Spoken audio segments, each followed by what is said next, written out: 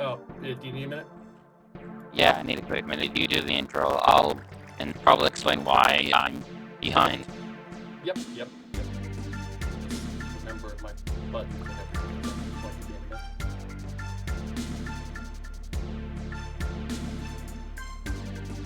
the there we go. Oh, let me also send it into the channel as usual. Forgot to do that. Ned is doing some small setup right now. He is getting everything functional. I have not been sleeping well for the past couple of days. I'm frazzled. It's okay. So we'll probably not go as late as usual. We'll probably end a bit early, but that'll be fine.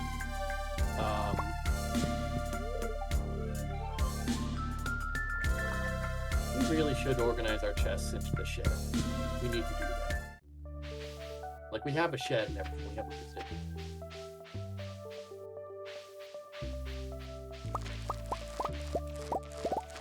Yeah, so I'm not having to voice Ginger up today because I've been having Discord problems to top up everything else.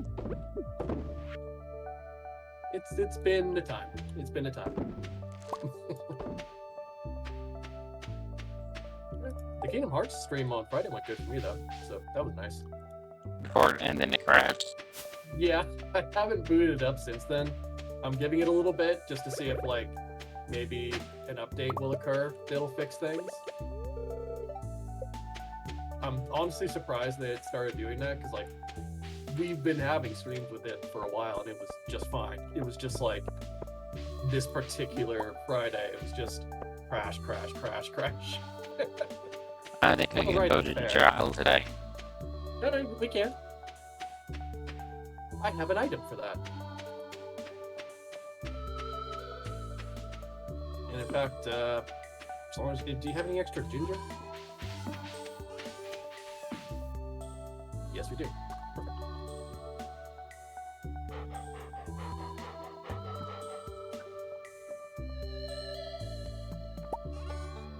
There you go. See, easy way to get to Ginger Isle. Back here. Oh, I should solve the honey. I should also double check everything, make sure all the animals are taken care of and everything before I teleport over as well. Ooh, I can make that one of those super coffees. Get triple shot espresso.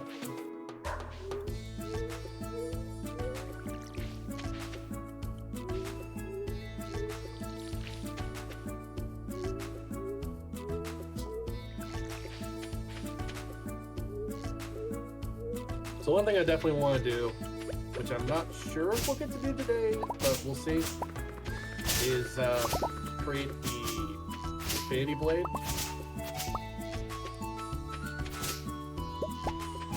Because I want to have that. That's fair.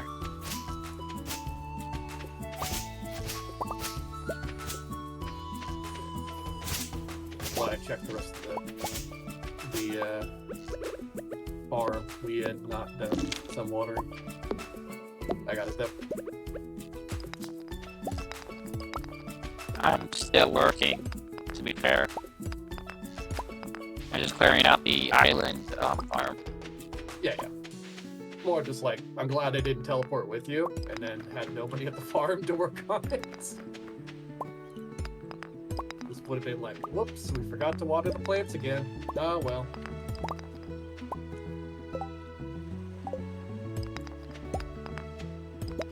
There are a lot of trees with fruits right now. Could you grab like a mini shipping container before you get back here? I want to try something. Oh, you want to put a shipping container there? Yeah. I want to see if it works without having to get a big shipping container. I think we've got like a couple spare. Yeah, we have 2 mini shipping containers. I can bring one over. Just gonna sell off a lot of other stuff.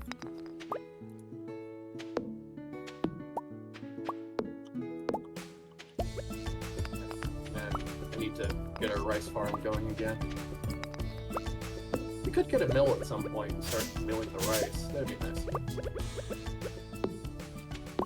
Then we can make sushi with it.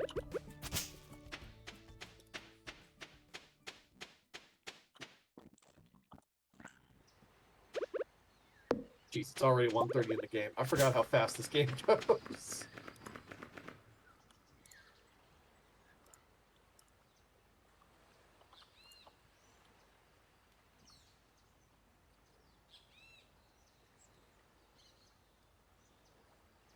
Okay, we have not been taking care of the chicken coop.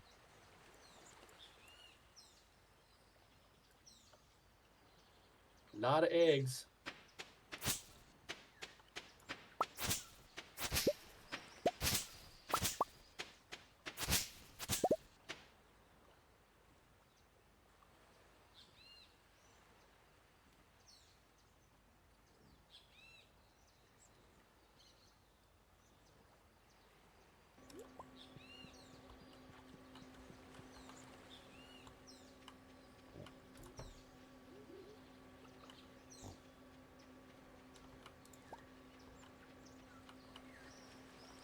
Here, that part.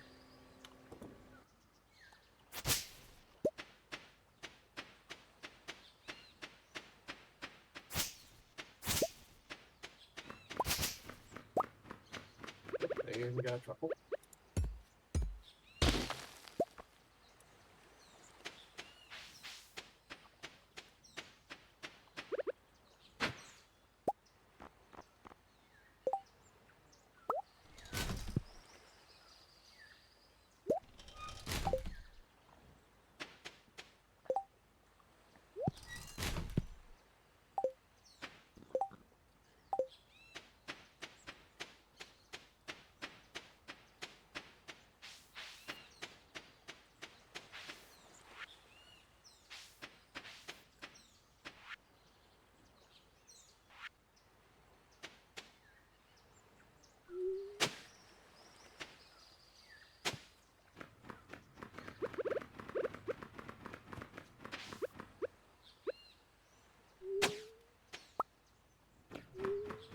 Alright, the rice has been replanted.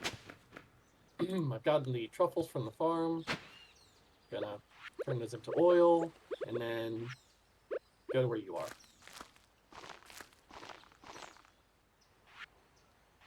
Which, I mean, I've got like 7 hours left, but that's fine.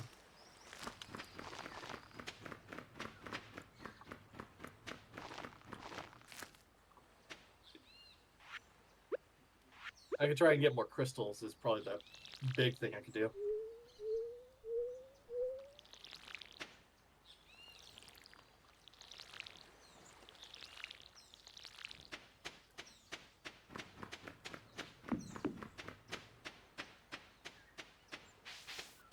I almost forgot to deliver you the mini shipping crate. That's my bad. You forgot or almost forgot. I was gonna go into the dungeon with it and then teleport home afterwards. Just like, oh, there's a shipping crate here. Is there? Yeah, there's one just like to the right of the house. I didn't see. Yep. See, right over here. I see. My bad. Yep, yeah, that's fine.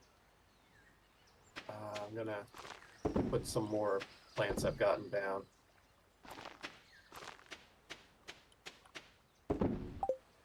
You still need fiber? For the raccoon, remember?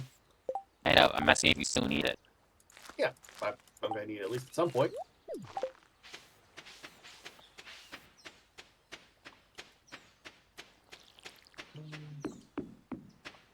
We probably have enough pineapples, don't we? Because they grow infinitely, so. As a Hawaiian resident, I disagree. I mean, I don't live there anymore, but I used to. Yeah. Just that sort of thing of, could always use more pineapple.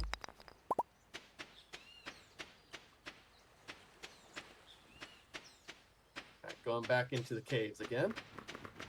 Gonna see about getting more crystals, more walnuts, that kind of thing. There was a pineapple maze in from Dole in Hawaii. It's one of my favorite places to go. Because if you complete the maze, they'll stamp you out of free, like, go with it, sort of thing. At least that's how I remember it. For all I know, like, my memories be, disjointed, but... But that's what you remember. Yeah.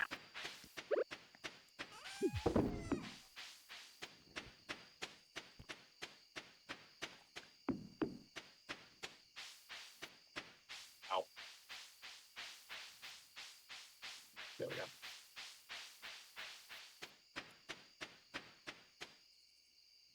Ooh, what's that? Oh. A geode.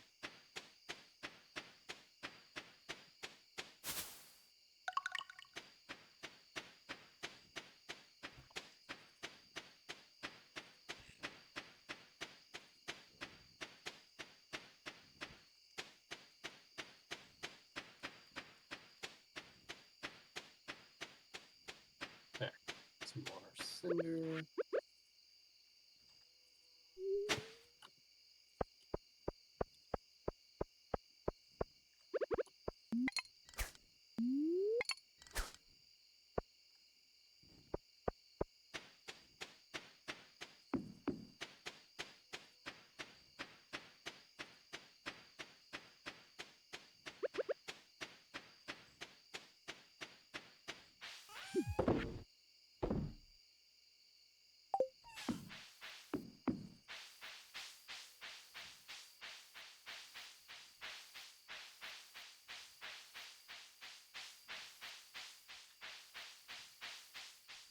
Oh, right. Forgot those explode.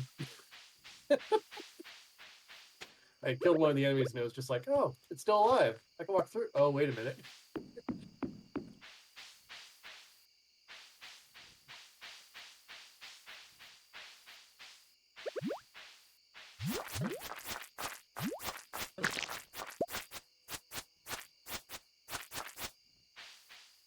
I'm back to your little flame spirit. You must die. Thank you.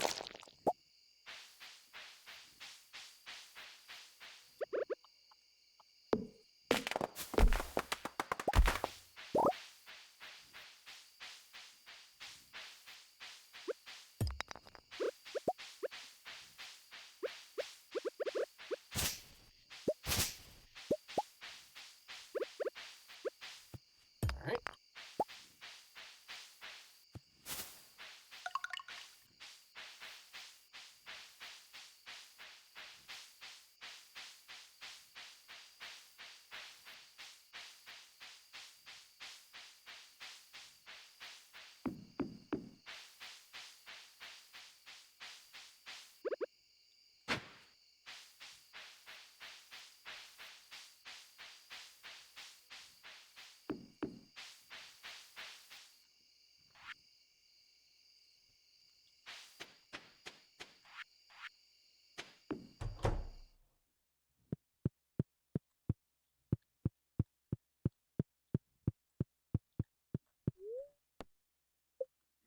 Ooh. Should definitely get back to the house.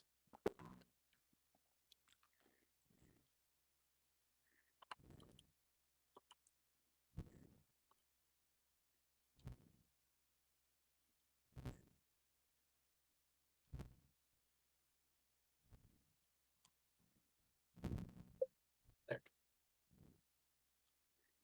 Made it.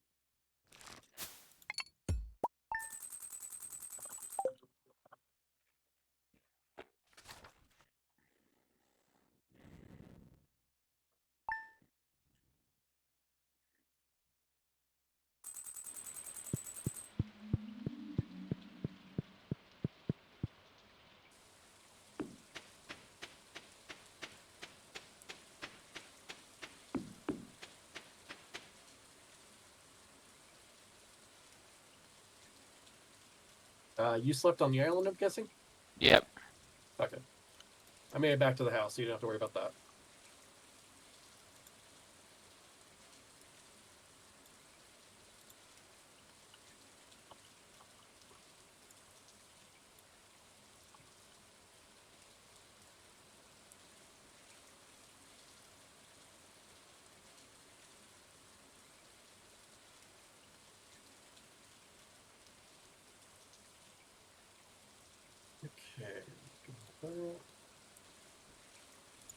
take care of the farm. Lock up the opportunity.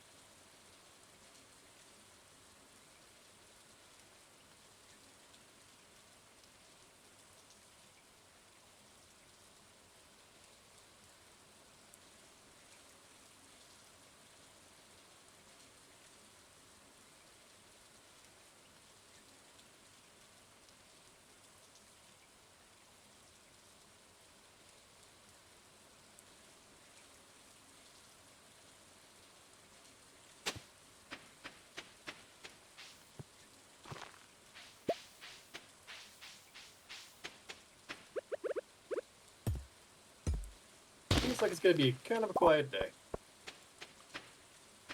That's good. Quiet is good. Yep. Just you and me enjoying Stardew Valley, streaming a bit. I understand that you're tired, so we're probably not gonna be talking as much as normal. Sorry. No worries. You're tired, I get it.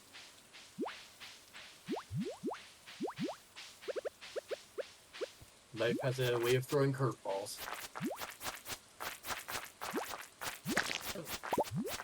Hey, load of combat. Oh, that's about time, honestly. You've been working on that for a while, huh? I'll continue working on that for a while. What's the level now? Before sleeping. Yep. 8.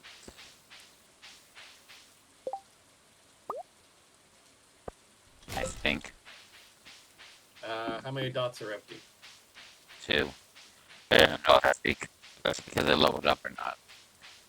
I guess we'll see in the morning. Yep. So you'll have a good long while before you get to level 10 then. At least combat's a little easier to grind up than some of the other ones. It just takes a while.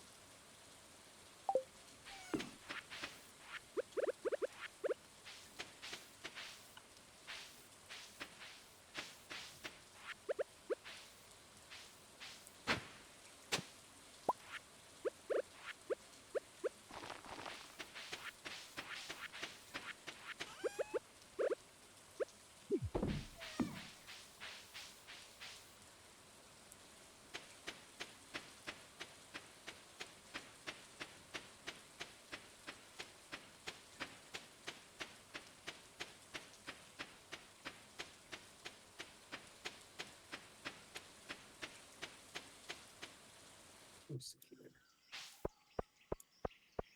Extra seaweed. Oh, extra seaweed. That's it? Okay, I think we have seaweed. I can turn that in. And then, what about the big board? What does that have? 100 pineapples. Again. And albacore. Oh, no. Oh, we still don't have the pineapple farm set up yet. We only just opened up Ginger Isle. Calm down. But you're like legendary farmers, aren't you? No, we're not. Man, we built that farm over a year. Almost 2 years now, in fact. We are in fall. We didn't even start with it. It was our grandpa's. Yeah. And, I'm sure he's proud of us and everything, but him being proud of us does not make it a faster growing pineapple. We are still bound by the laws of physics. I could maybe increase the speed with fertilizer, but 100? No. I think you might have mixed your metaphors there. Maybe? I don't know. Point still stands. I'm not giving you 100 pineapples in a day. Like, it's 12 days. Okay, sure. 12 days. But it's still 12 days. And it's still pineapple. Let's see here. Am I thinking about the right person? No. Evelyn. Where is... Ah. I mean, I'm sure Emily would appreciate the seaweed, but, you know, if I need to give this to Evelyn, wrong person. There you go.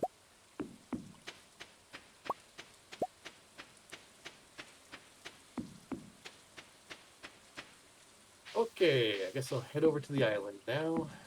Do a little more grinding. Gotta keep working on that. Actually, I should get Clint to open up my boxes. If so long as he's not closed. It's closed. Damn it. Fuck you, Clint.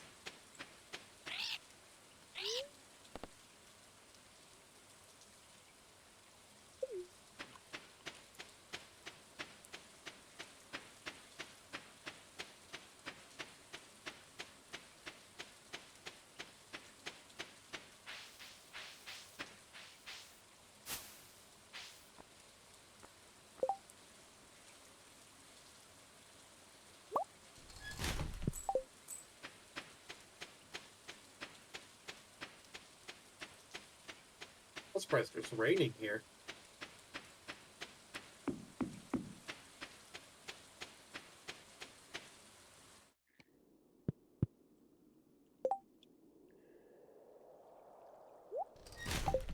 What's the next walnut goal that you're going for? I'm working on several at the same time. Hmm.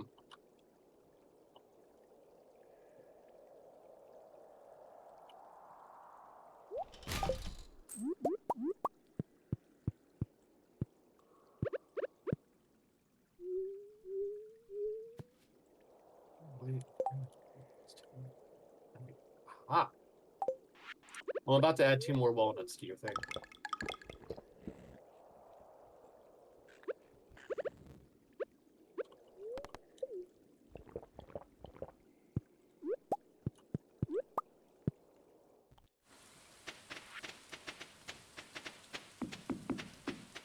It's one where you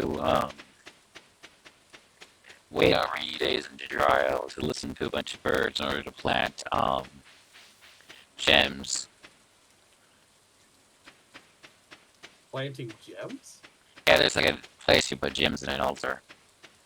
Oh, I see. It randomizes which bird you get on which day, so it's gonna be a long one. There's a bird nearby the volcano that you can pay money to find gems. Nope, you buy walnuts. We don't have the money for it, but he gives you all the walnuts. Oh, really? It's like all the walnuts that are left? Yep.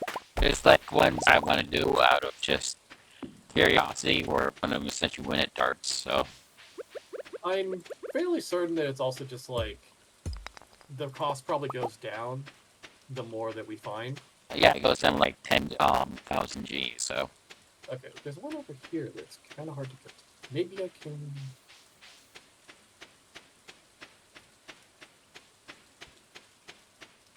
Okay, not that way. Cave system down there.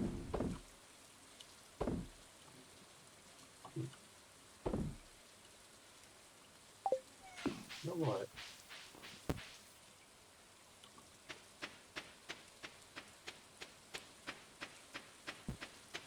Okay, I'm in here.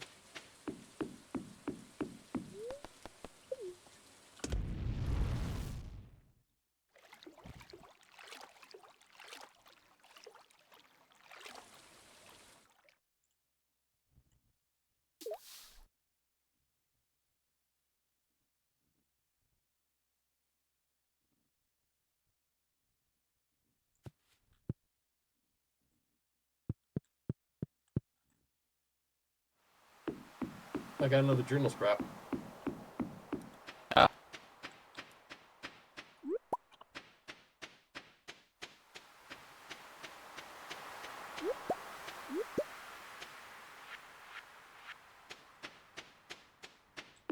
Ah,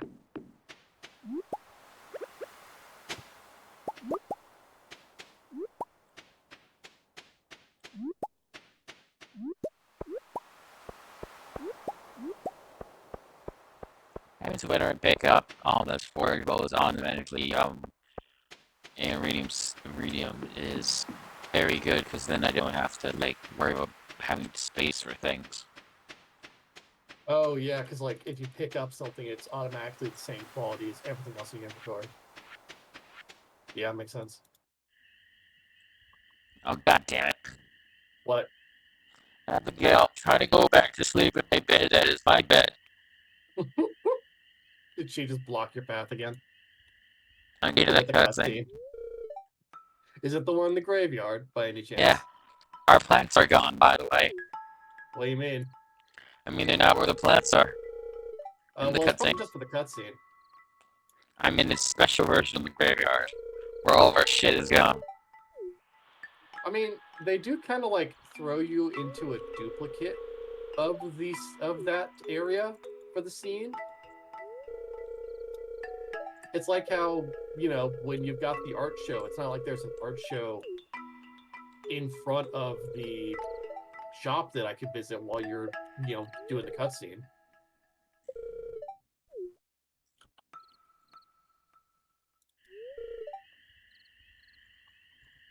He did.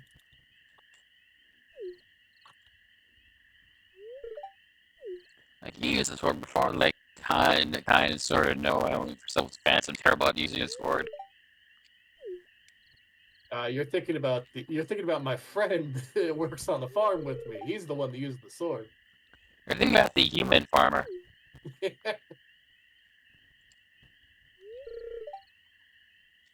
still have time, but it is 12:20 now. Yeah, I know. Uh,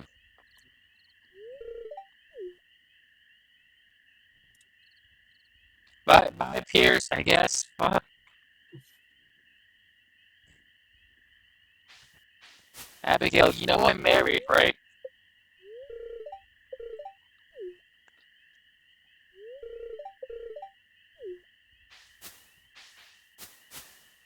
Oh shit! I gotta get those. Oh, I'm not gonna make it in time. I have to use this. I took a risk. There were 2 dragon teeth in front of me, so it was just like I gotta get those. I cannot leave without these dragon teeth, otherwise we will all regret it. Fine incubator. Now I'm level 8, so I was level All right. 7. So yeah, you got 2 more. You have 2 more levels, and that takes a lot of XP to do. Did you get an amethyst? I got that from a robot that I killed. He dropped an amethyst and a diamond. Okay. Because an amethyst is one of the gems I use on the pedestal. I see. I think we have a couple like sitting in one of the chests. No, it's like it's a series of gems. I don't. I think the only good thing is that they don't repeat. Okay.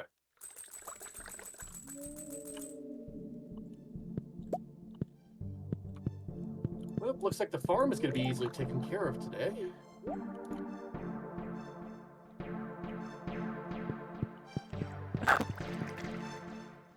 You're far enough away. You respect boundaries via the COVID laws.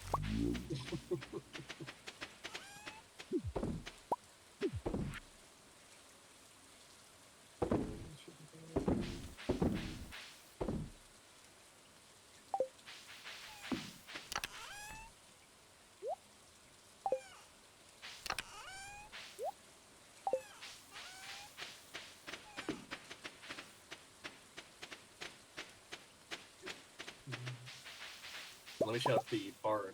That's all opened up right now.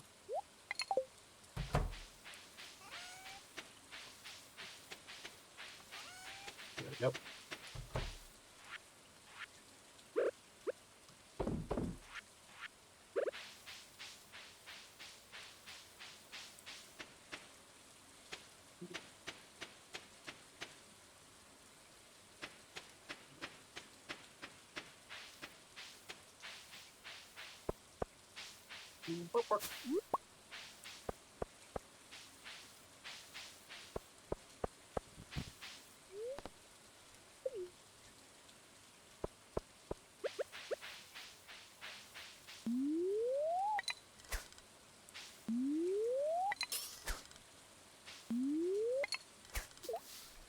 Alright, checking the greenhouse. You said we needed like 10 dragon teeth, yeah?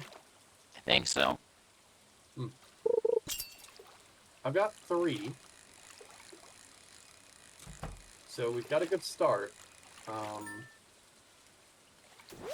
I just need to get the rest. So I think I'm going to be just diving into the dungeon for a good while. You just take care of the farm and then dive in the dungeon. That sounds familiar. Yeah, I mean, that's what I do in the Rune Factory and everything, you know? It's just like, alright, dealt with the farm, everything's watered. I got plenty of time today. I'm gonna go fight some monsters.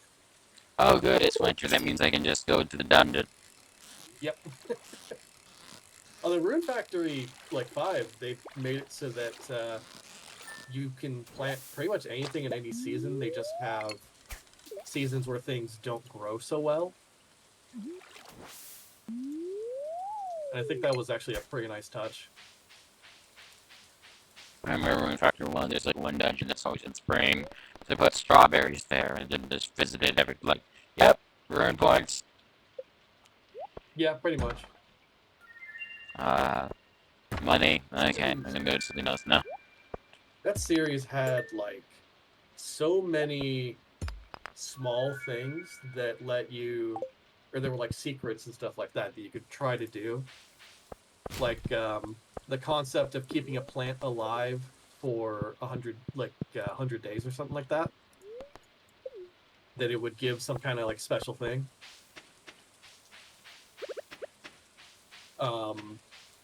There's also in the Rune Factory 5, there are vegetable sword and shield plants that you can get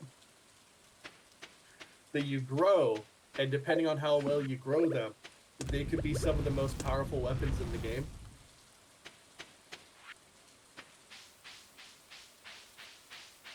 So just like imagine like a farmer coming at you with a shield that he grew himself and a sword he grew himself.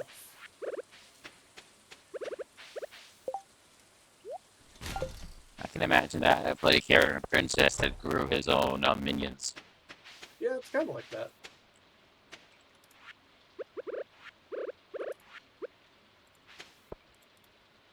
Alright, Clint, you better not skimp out on good stuff in these things. Here's a question that I couldn't remember and I don't know how to find it again because there's so different many copies of Princess and sometimes there's new books. Is there a charmer to get multiple arms?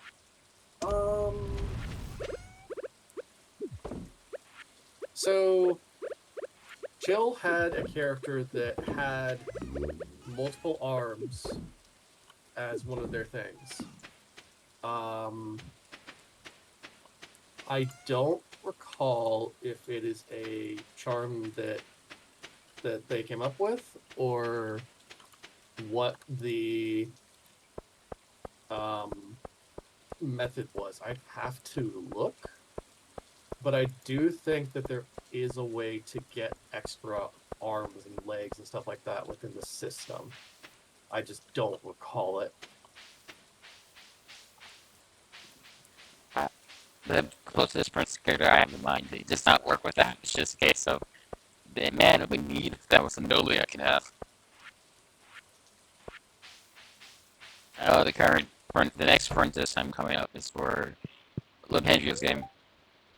Uh-huh. Whenever the stars align for that to happen. I mean, that's the thing. It feels like the stars just kind of keep slamming each other out of position to deny that game from happening. I mean, he's moved here, so Yeah, but I feel like this is like the third time he's moved in past year, maybe? Or like maybe not the third time he's moved, but the third time that something has happened in his life that has caused like major delays to things. like as far as I know, it's still happening. Yeah, I assume it's still going to happen. It's still planned to be happening. It's more just like, you know, life decides that he shall suffer. Um, do you have any idea what character you're making for that game? If you're still wanting to play it, otherwise it's just gonna be me He's and going to be a mage, but you know, we'll see. I still need to make it as a thing. I still need to get a decent character concept going. I'm just reusing Sunny. To be fair, Yeah, just I kind of want to play something new. Well, I guess not so much new, just like a new character.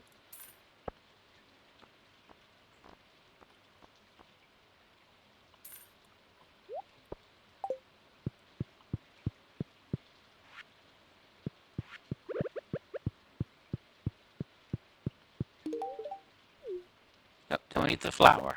Ew. I don't think rose flowers are made to be eaten. I mean, fairy roses. They don't look appetizing. I don't know. So technically, you can consume flowers. Technically, you can. Like they don't taste amazing. They just taste kind of like, you know, I feel like grassy is the right word. Um, but no, you can like eat flowers and things like that. And I think for a long while, a lot of early teas were flowers steeped in water. And even like some teas today still use flour or like flowers steeped in water. Um,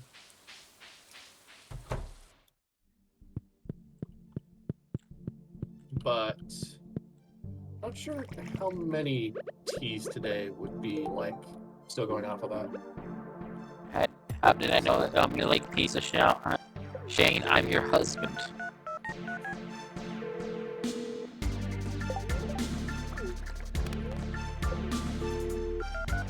I'm starting to feel like Shane might have some lingering damage from his alcoholism.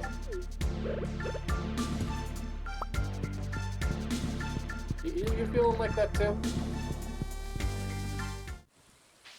Yeah, but I love him anyway. It's not about loving him or not. It's about getting him to see an actual doctor. You're saying Henry did what's his face is the doctor? No, he is a doctor. I just don't think that Shane has visited him lately.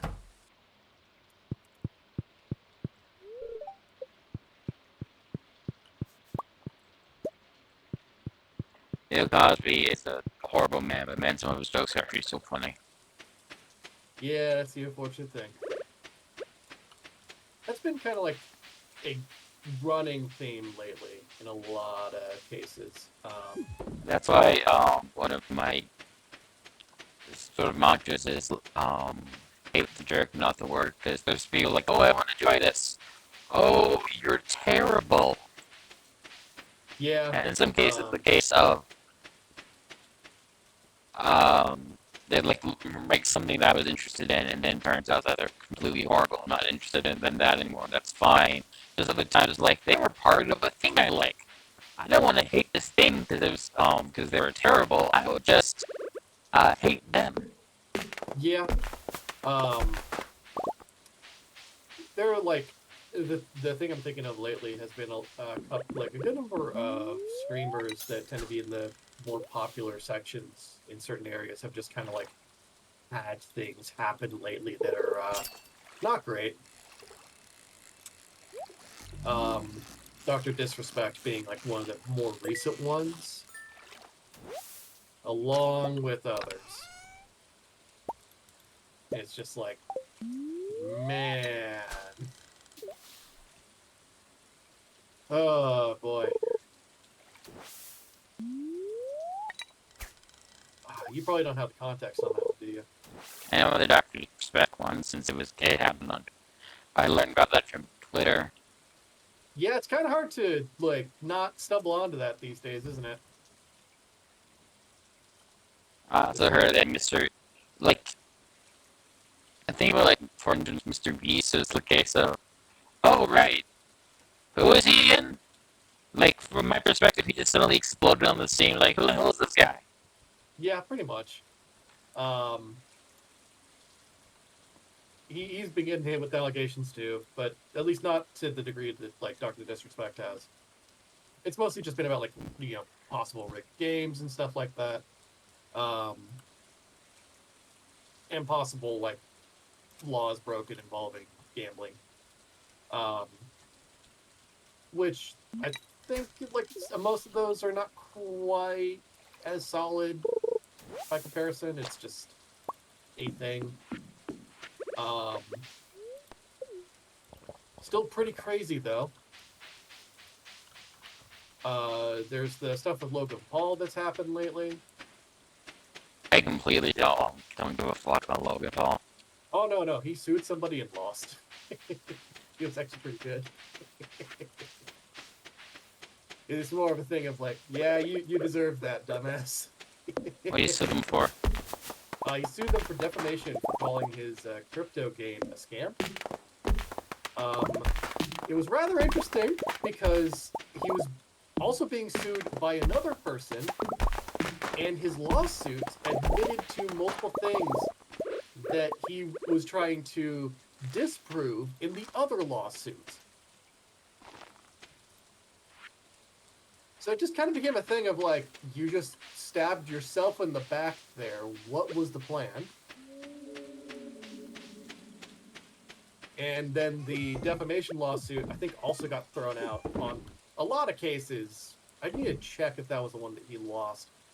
But that was just like, you tried to like basically silence a guy because he's saying that your game is most likely a scam and is pointing out that you haven't done the things that you said you were going to do, you haven't paid back anybody, like all that kind of stuff. Like, he got upset, somebody called him out, sued them to try to shut them up, and it's backfired. Which to me is just like, man.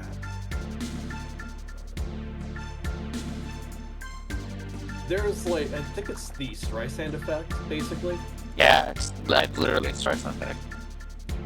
It's pretty much like, no, I don't think it's a Streisand effect actually. The Streisand effect is if you try to like shut something down for some other reason and then everyone just clamors to make it more available. Yes. It's also because like you're drawing attention to it. By doing something to try to suppress something, you're drawing more attention to it. So named because I think it was a music video or whatever, like showcased Barbara Streisand's house. Like, don't do that. And so they ended up like, okay, we're gonna do that. Like journalists in particular wanted to still have access to that location because it was, Barbara Streisand's house. And not being given access to that seemed pretty shady. So it just backfired. That's the thing. It's like, you want to give it just enough credibility that like, yeah, okay, it's a thing, but the more that you try to suppress it, it's more likely to draw further attention.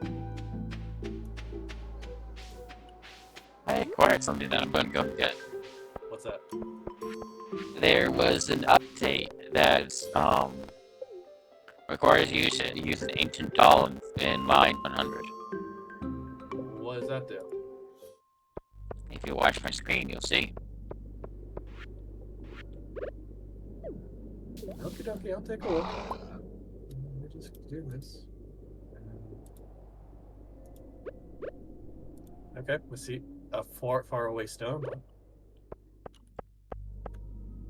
I missed the thing that came out when I dumped it in the ocean. What was it? Bone dragon. Oh, just a bone dragon appeared? From Terraria, in fact. Oh yeah, I get it. You threw a doll into the lava. I get the reference. And I got this, which is basic. Leads to a further thing. You should probably keep watching for me to show, because I'm just gonna go towards it. Yep, go ahead. Go ahead. Do your thing. Do your thing.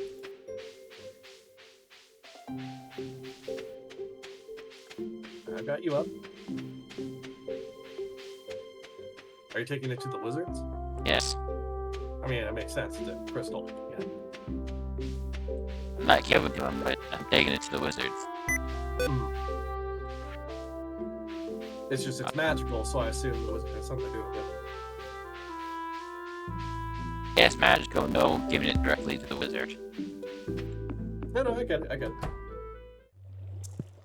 It's just the wizard's also like the primary source of everything magical in the area, so. Oh, that's concerning. Oh, it just goes there.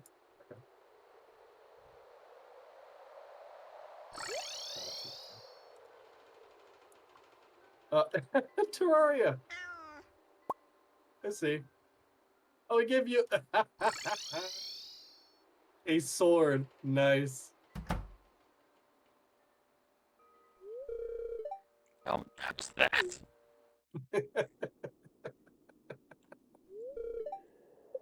Oh. This only does 20 damage flat. I mean, fair. You know, it's a unique weapon. Oh, it's already out of class for my Galaxy Sword, but Does it have any other features to it? it only does 20 damage. It does this, but literally only does 20 damage. I see. +4 speed, +2 weight. I mean, it's not bad. Like it would be a good early weapon. It's just outclassed.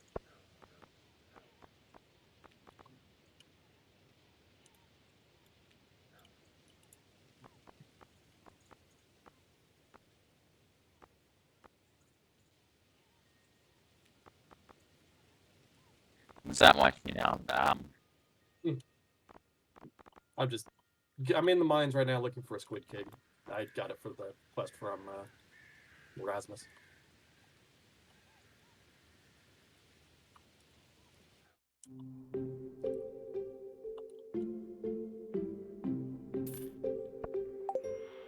Let's see, don't need to worry about the slimes.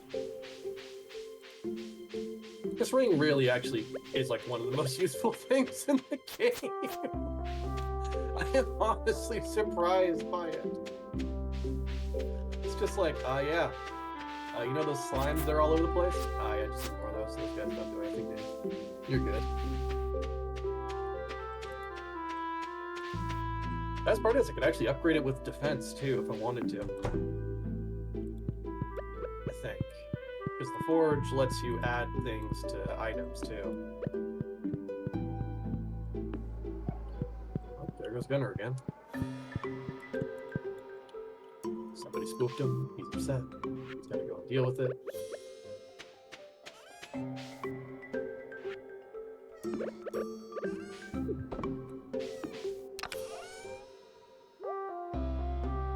No problem.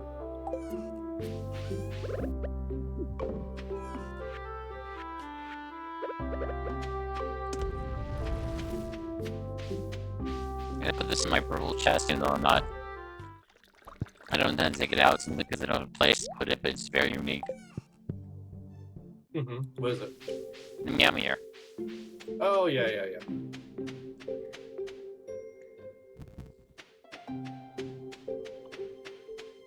I mean, that's fair, honestly. It's a unique weapon.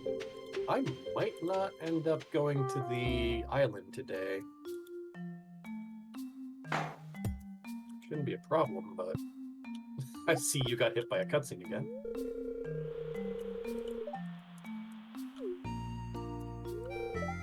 Oh, well. That's very useful, actually. I'm gonna have to pick that up. Don't mind me, I was sleeping in a bush, like humans do. Alcohol party. Nim? Are you okay? I'm very tired.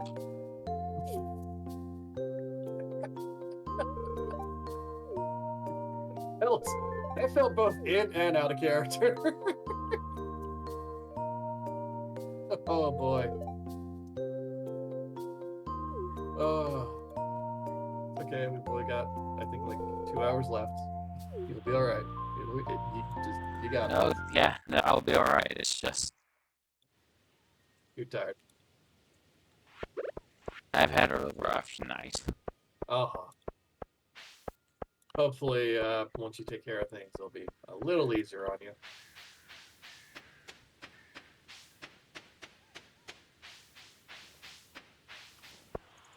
I don't want to say because I don't want to gross people out, but for those who know of my greatest phobia, um, yeah,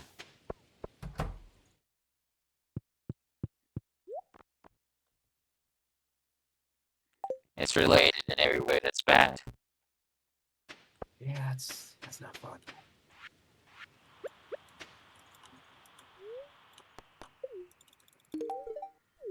Hello, fellow coffee drinker. Have a coffee.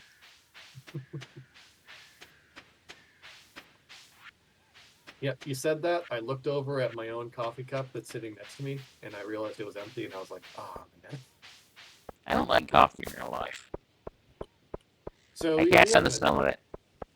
we have an espresso maker, and we it lets us steam milk to go along with it, and that heavily cuts out the scent. Mom likes coffee, especially like that's mom's machine. My machine is the bread maker, or actually most days it's the bread maker. We share everything else. She basically has two things that are just hers right now, and that's the soda machine because I don't know how it works, and the coffee maker because I'm not going to touch it. Now, look at my stream. Look at my stream. I am watching your stream. Hell.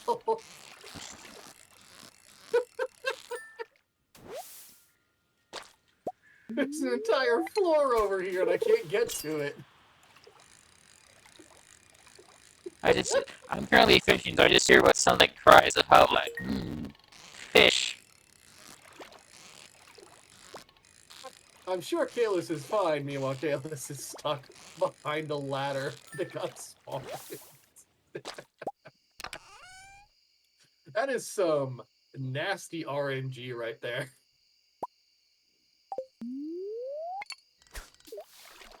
Ooh, yeah, we don't have enough yet. We're getting there.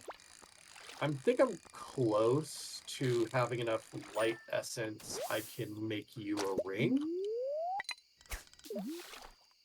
that will let you have like all the benefits of a glow ring, a magnet ring, that kind of thing.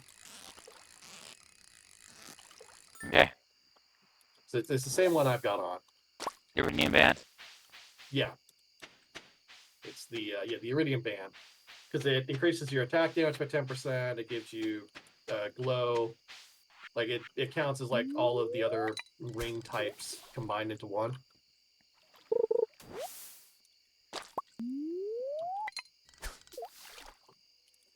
I'm just gonna fish until 12.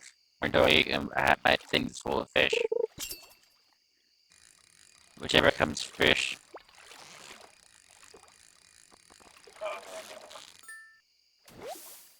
Them? Fish? Fish! Fish. Fish. I'm very tired. There we go. Found the squid kid. Oh my god, it took a long time. Alright, how the lines it go? Yeah, I'm definitely not making it to the island today.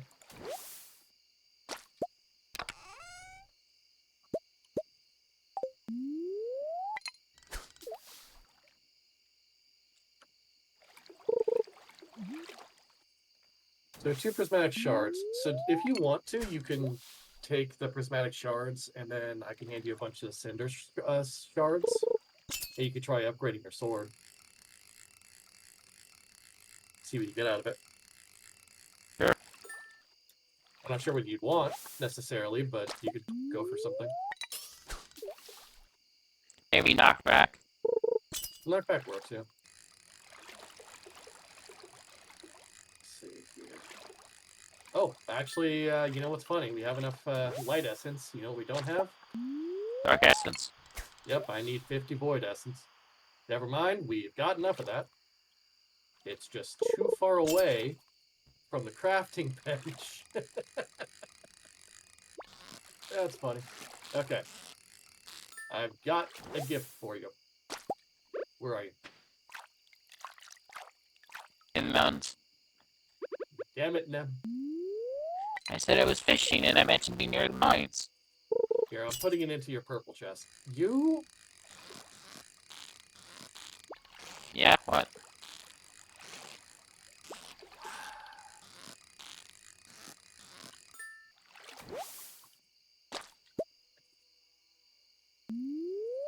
I looked in your purple chest. Yeah, I'm saving those. Uh-huh. For what purpose, might I ask? On a rainy day.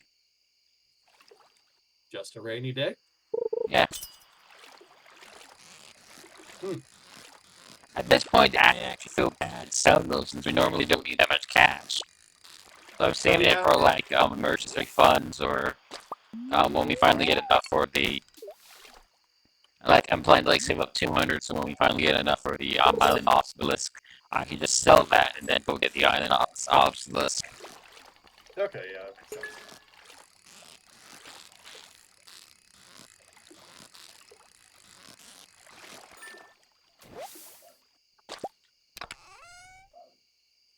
Oh, I'm close to the first mastery. I have 93,000 XP. I need 7,000 more. So I'll probably get it tomorrow, teleport back at like 12, and then visit the mastery room.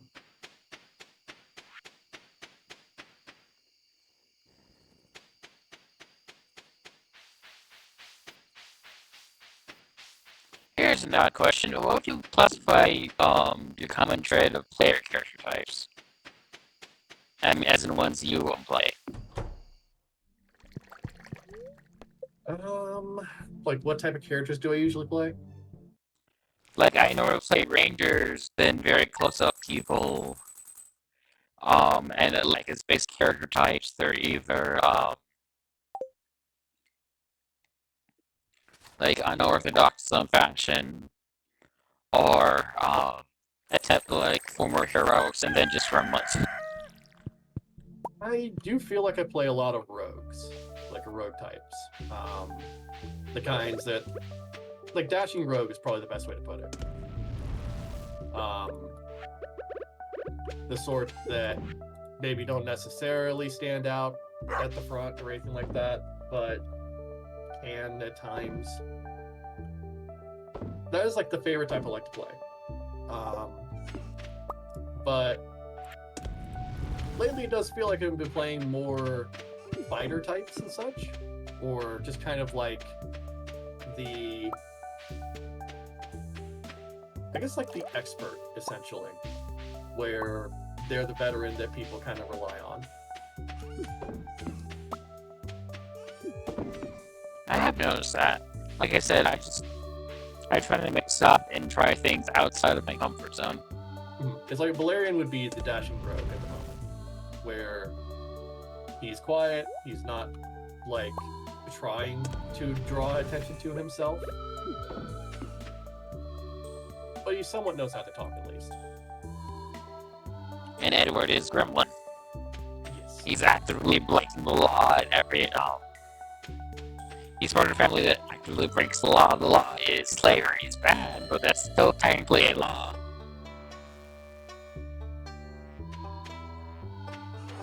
By which I mean he's freeing slaves, not enslaving. I worded that incorrectly.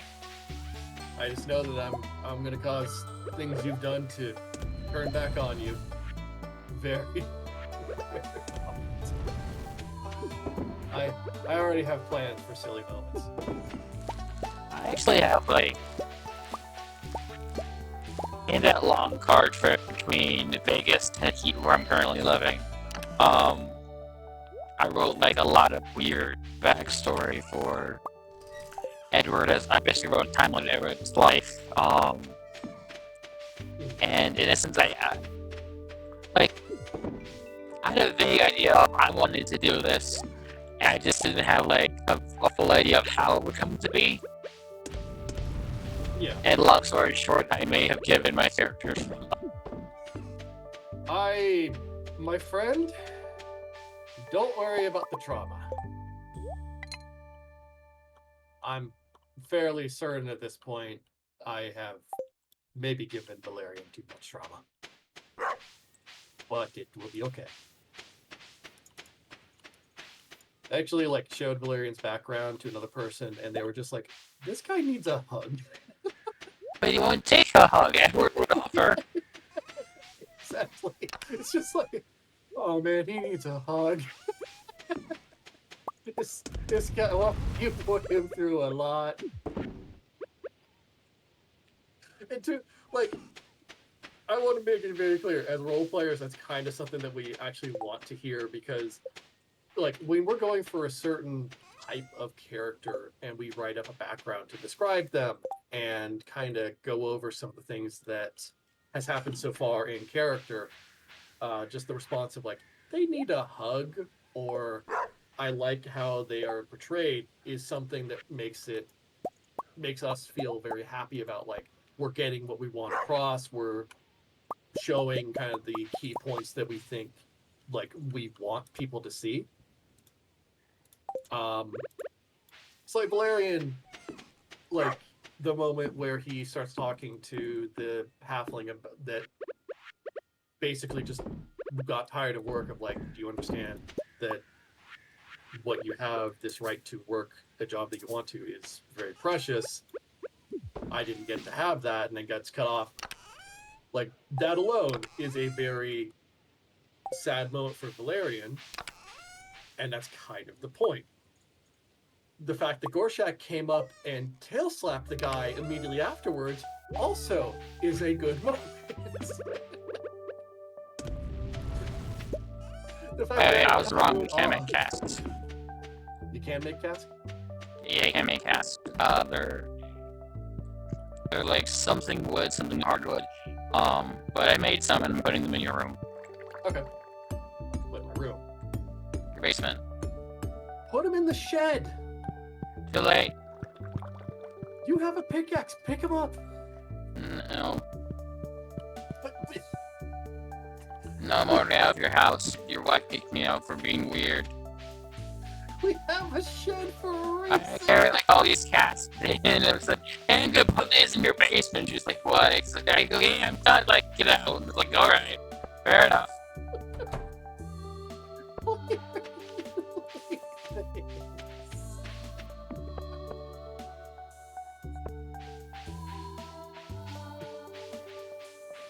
Your answer to "No, I can't do it" was, "I got kicked out by your wife." Is she not your wife? She is, yes. However, it feels like you got purposely kicked out so you didn't have to deal with the problem anymore. I don't know what you're talking about. Uh-huh.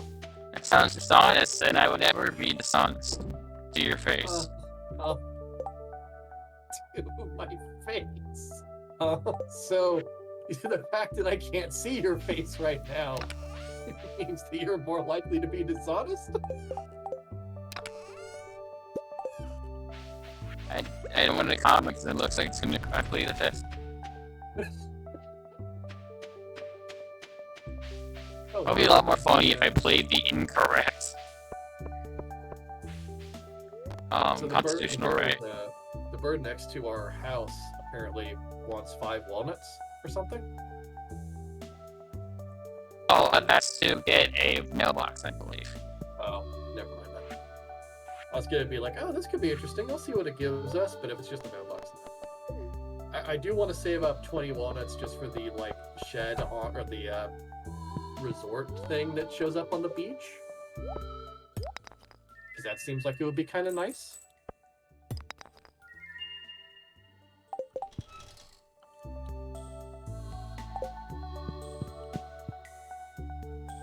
Oh, I got an iridium sprinkler from the mayor, so I put that into the in the Ginger Isle farm. So some of the plants will be automatically watered now, just to help us out there a little bit.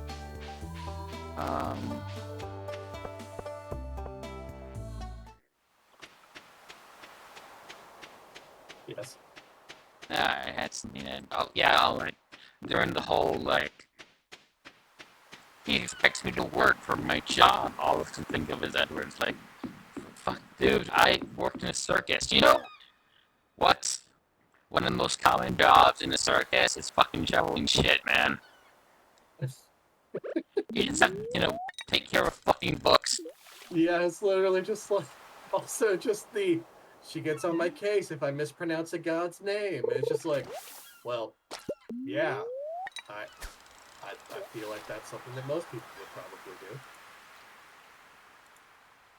And meanwhile, Interpol so hold their sneezes for a while.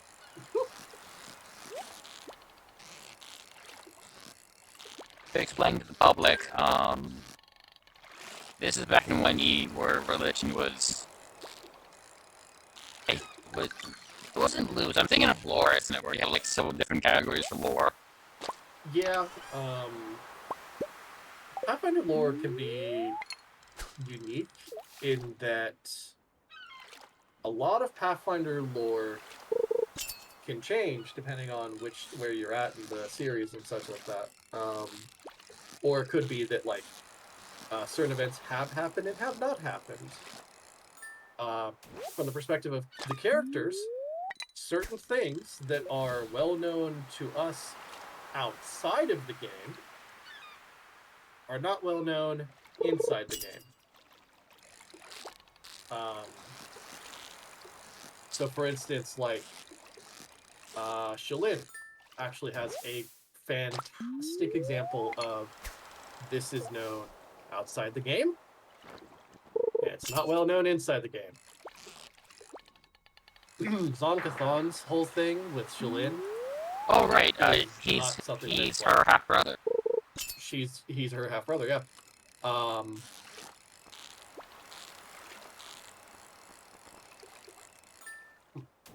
up.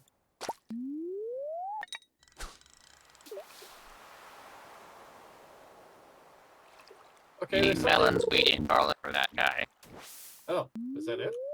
Yeah, you need to grow it in that order, and then basically grow it, go to him with the fruit, I think, or something. No, and seed it in the ground. He said that he wants to seed it in its natural state. Yeah, leave it in the ground, and then talk to him. And then I think harvest. And then you get like 5 horned walnuts for it. Each. Alright. Well, that's not too bad then. So he just needs walnuts, ginger, or garlic, or wheat and garlic, that's it?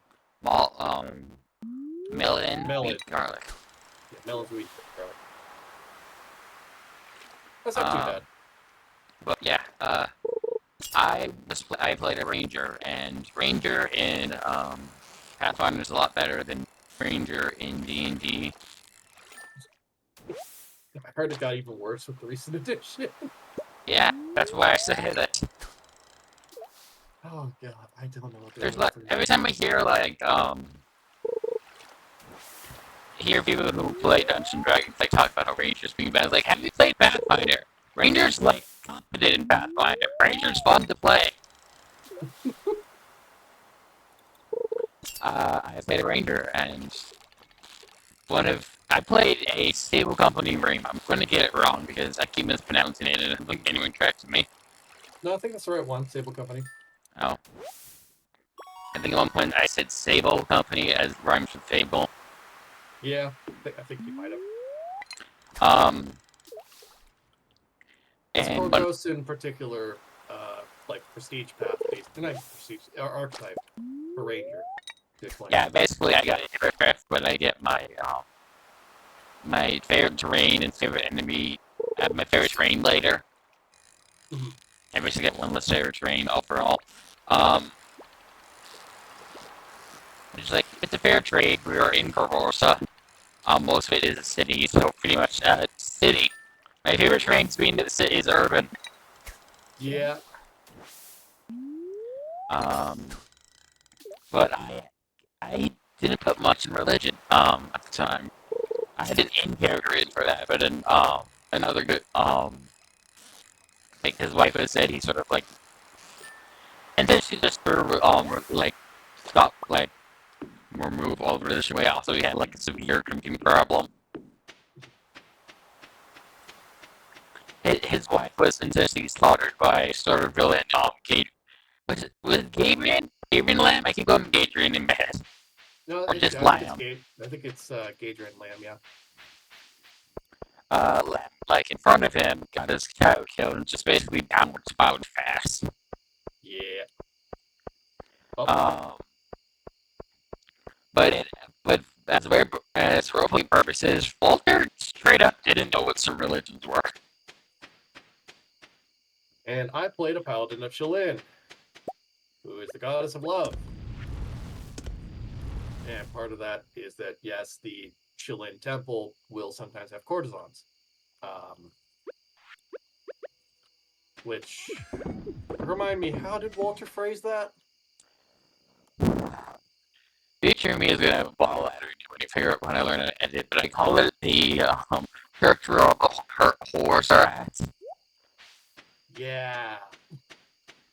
Which, every time. I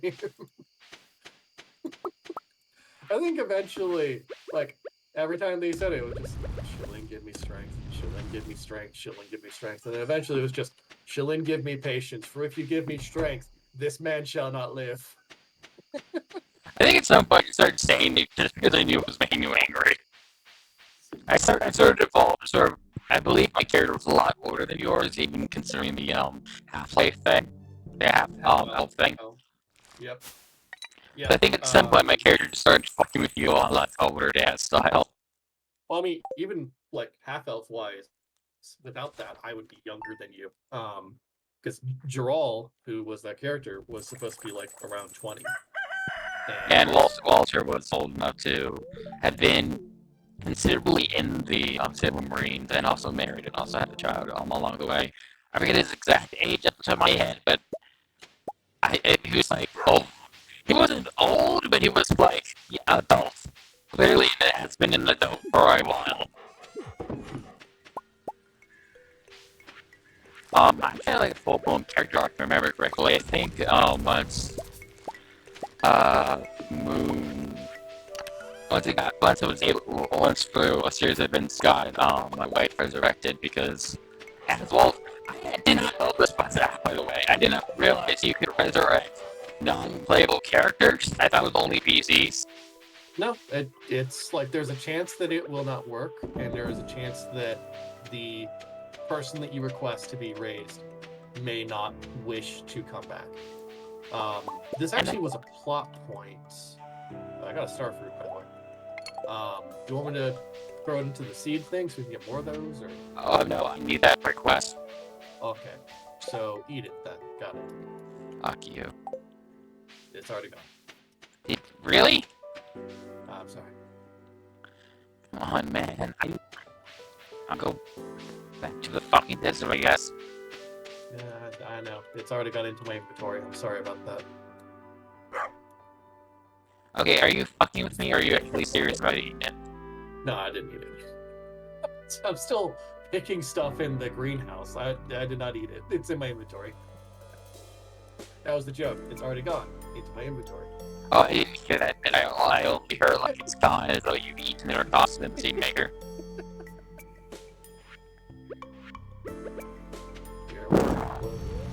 Right. Where'd you go? I'm putting all my catches into the smoker and then putting them into the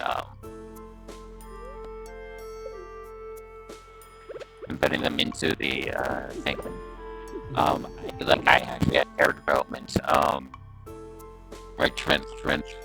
We had like a slight mini quest where I think this is around the time where I started becoming a better role player, actually, with Walter. Right? Curse of the Crimson Throne was one of our longer role plays. It was one of our longer games. Um, that game lasted, I think, almost 2 years. I distinctly remember designing Walter, or at the very least having memories of like scenarios with Walter at my Santa Rosa house, and then like having like a whole like panic walk with Abby about the whole resurrection thing. Like, well, what I'm gonna do if it does work, what I'm gonna do if it doesn't work, and actually thinking about it hard and that was in my first house in Vegas. I had a second house in Vegas because we moved again because the rent got up, and we were only there for 7 months before we moved here. And you live in a lot of rent houses. Basically, this is just a me experience, but I pretty much see my day through like I probably too much of my life and how many what houses I lived in. Yep, this works. Um,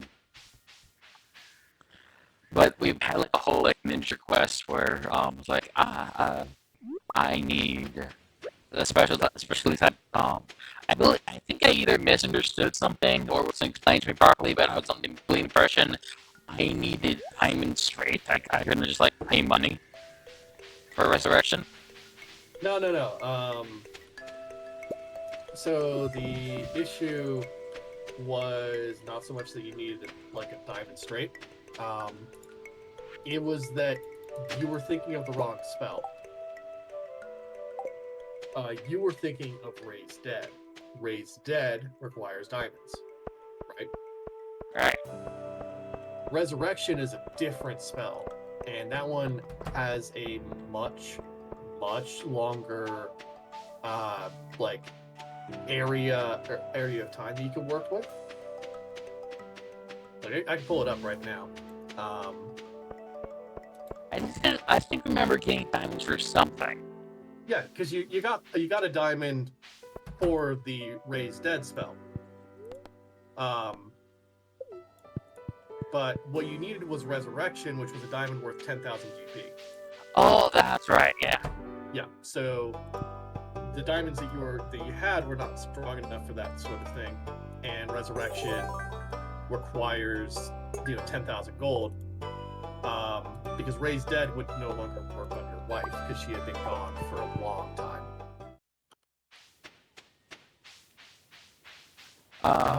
Do I now need to give the prehistoric rib to the museum? It says no gouge marks on the side. If it has mentionings, I think you can give it to. If it's you give it to Gunther if it says if it says Gunther might be interested in this, blah blah blah blah blah. Yeah, I just wasn't sure if this was like an artifact for Ginger Isle or if this was an artifact for the museum. I think artifacts for Gunther literally has a text of Gunther would be interested in this something whatever. Mm-hmm. Yeah, that was the issue with your character arc in Crimson Throne was just like you needed a better gemstone and the one that you had was not strong enough. We basically had this weird, bizarre side quest that I wouldn't even call it a character quest. It's basically me doing this, and you guys following along. I guess trying to be sneaky, even though I knew you were there. Mm-hmm. Where I basically went to rich people, Diamond, and basically acted up with my anniversary gift for my wife, and was using, and no, a lot of basically, okay, slight tangent because I need to explain this. I had originally came up with the idea that Walter was married to this a girl that got in bad crime with Lamb, and that's one of the reasons why everything went bad. Yada yada yada. And then Moon went to me like, "Hey, would you mind if I made your wife this slave character from the book?" I was like, all right, I had like a personality with her. It's just gonna be like lost love, yada yada yada. Um, so if you could take something that's great, and what basically turned out is I got connect to the lore very deeply because I'm not like gonna spoil the name of the character in case someone to play, but there's like an entire area to go to that's ruins that family line basically. Yeah, if I'm Uh, correct today, like I think most of that particular group just kind of no longer exists.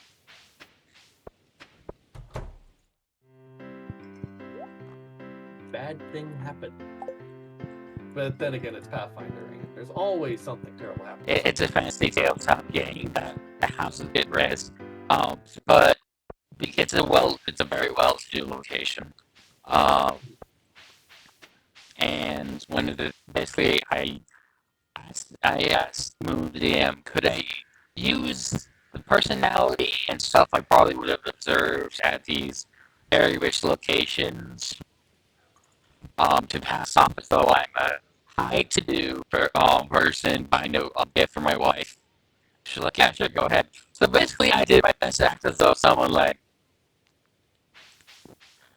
I don't know exactly what I said because it's been a couple of years, but I did my best to, like, I wish to buy a anniversary gift for my wife. It needs to be worth like 10,000 gold, and I'm an adventurer, so I definitely have the cash to prove it. Uh huh. I think all I did for a while was just buy arrows. So I I mean, think I didn't have the most cash, but I was decently wealthy. we did upgrade a lot of your gear over time. It was just like a lot of it. A lot of the time, it wasn't really as necessary. I was a ranger. I literally was at range a lot. Yeah. Um. Meanwhile, I'm playing a paladin, and I found out I play a paladin really good. You do play paladin really good. Particularly a young paladin that is struggling to kind of balance the faith and his tasks with his own emotions, which was really fun. I completely forgot the key. Hmm? Nah, just I got it for Keith, and then I just realized while talking I forgot what it was Keith. Oh, the Starfruit. Yeah. Yeah, yeah.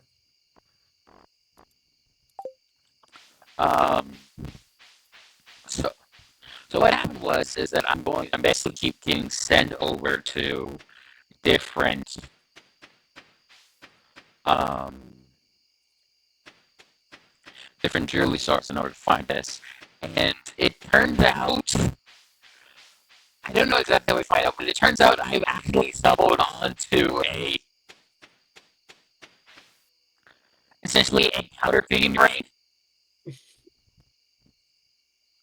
that the local Hell Knights are setting up. Oh gosh. And the best way to describe Hell Knights to my head is that they're all committed to one thing, um, like one sort of doctrine, and heaven help you if you get in the way of that doctrine. They're basically Hell Knights are the epitome of lawful, and that means that they will brook no unlawful act, no matter how small. Which tends to make them very rigid, very dogmatic, but it doesn't make them evil, which is kind of a unique thing.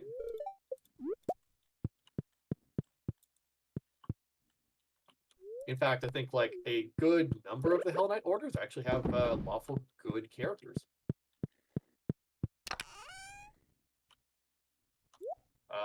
I think the God's Claw in particular has a good aligned leader, which makes them less likely to work with people like Cheliax. but Cheliax has its own like sets of Hellenites that follow their laws and everything that make things living hell for people. And that is not a pun. Cheliax is a very demon-focused nation.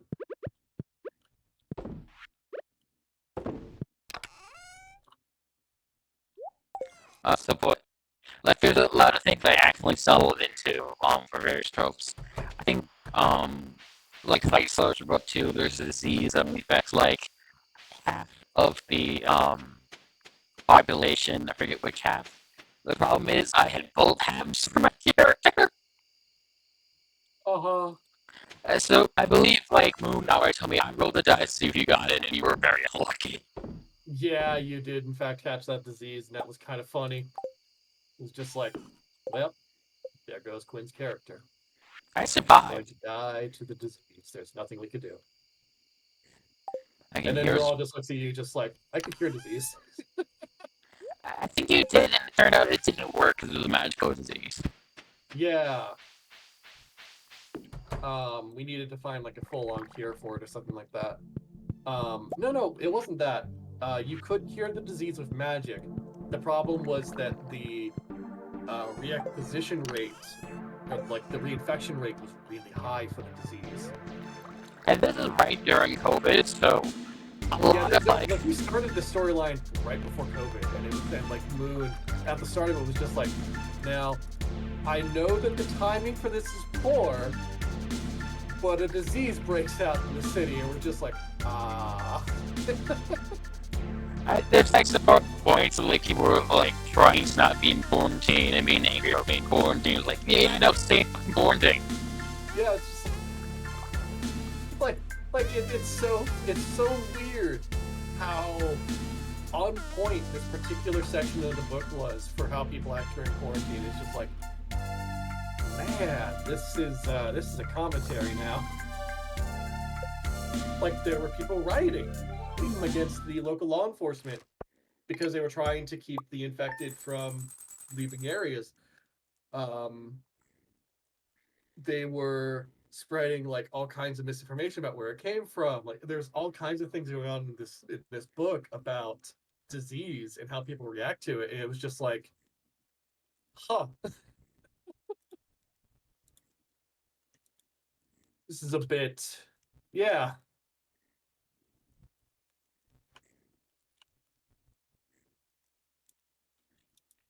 Oh, sorry. No worries. We, you know, we were talking about things. It happens.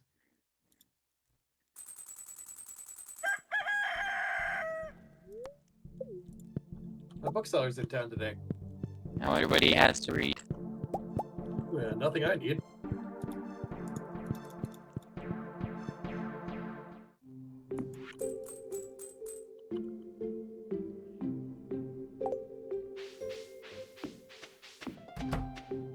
Um,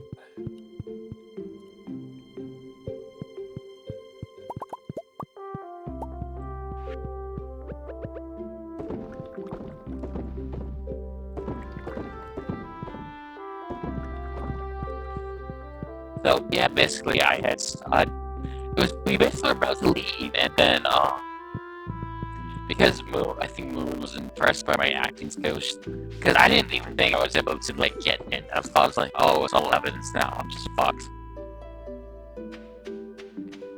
Moon was like, as one of the characters, she's like, hey, can he get this? Because he paid for it. And the Hellas were like, yeah, sure, that's fair. I mean, that would be following the law. Like, you know, he paid for an item.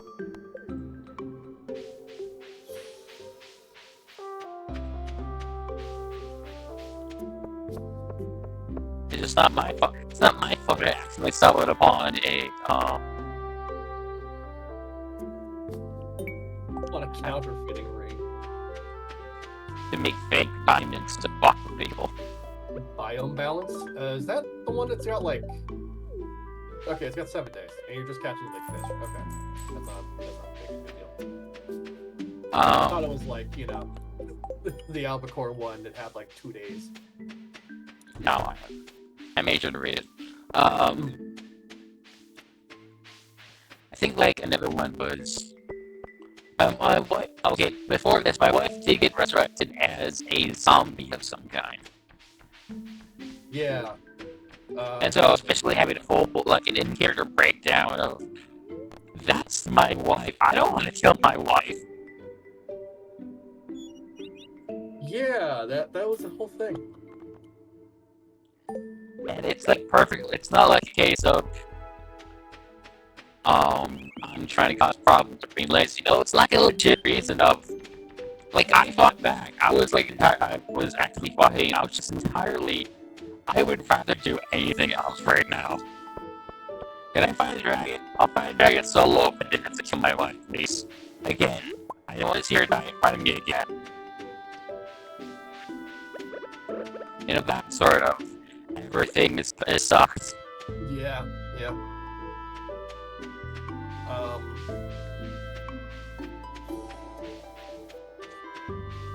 So like role-playing games can take on all kinds of forms, and I think the funniest thing lately for me has been like I've been GM a lot lately.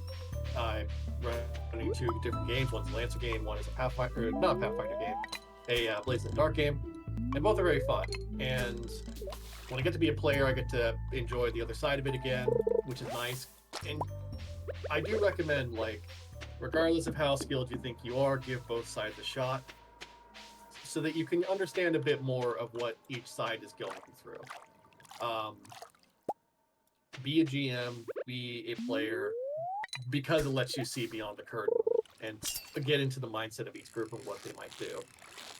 And it helps you build better stories where you can understand, like, okay, I know what I wouldn't allow as a GM. I know what would cause me problems if I was a GM. I'm going to avoid causing those problems for my GM, that kind of thing. And I think, like, being a player can lead to all kinds of funny things, even without the GM's like interaction. For instance, I mentioned last time that me and them were talking about it. Like, I'm still in the Carrion Crown campaign. We're still playing that. And the thing is, I have managed to convince our cleric of something hilarious. I mentioned last time that our wizard had gotten nearly assassinated because he went off on his own. Did you say your everyone is arrested now? Actually, yeah, actually, everybody nearly got arrested. It was just like everybody appeared at the scene of the crime because our alchemist had been throwing bombs like there was no tomorrow because he didn't want like people to die. And like my character just shows up to this crime scene having drunken like a good bit of whiskey, just like, what happened? what did you idiots do now? But we realized something even funnier.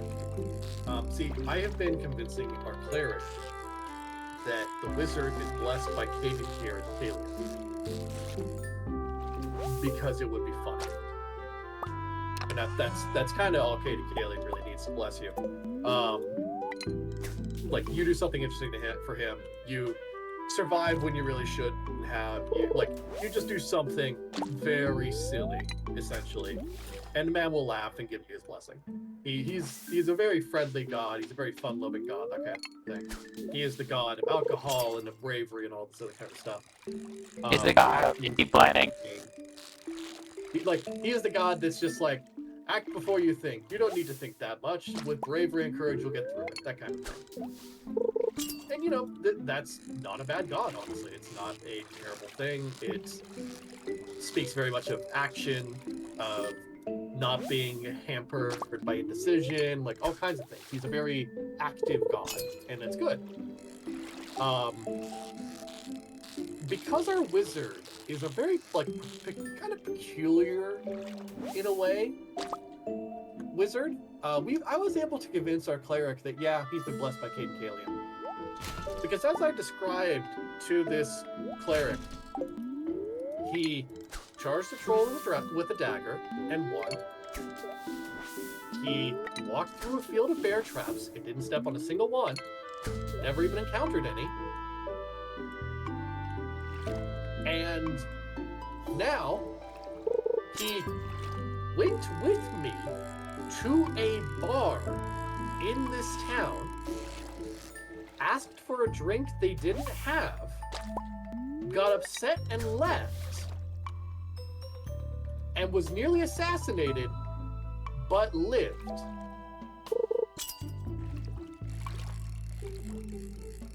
And the cleric's only response was, "Oh my god, you're right, he really is blessed by Cain and Kaylee."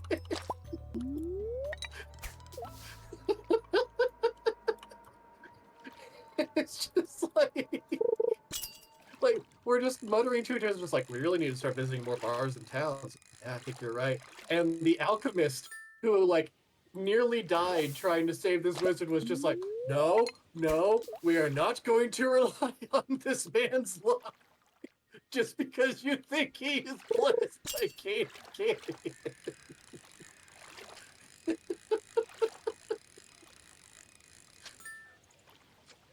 It's just like, I am completely convinced this cleric that, yeah, this wizard, who doesn't even worship Cain and Kalian, by the way, he worships Pharasma. He worships the god of the dead, is blessed by Cain and Kaylee. I mean, based worship. It's just like, this man has nothing to do with Cain and Kalian in his daily life, save that he enjoys alcohol, went to a university where he probably got drunk, and learned magic at a University of Natural Sciences.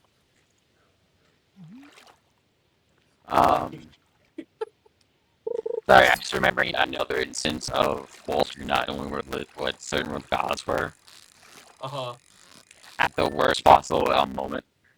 Oh, which one was that? Urgathoa, I believe. Or Oh, they're called right. the bug god. Yeah. Which, I remember surprisingly, that. when it comes to Pathfinder, does not narrow that down as much as you think it does. It really doesn't. There's a lot of gods that utilize insects. Wrath of the Righteous has a pretty big one.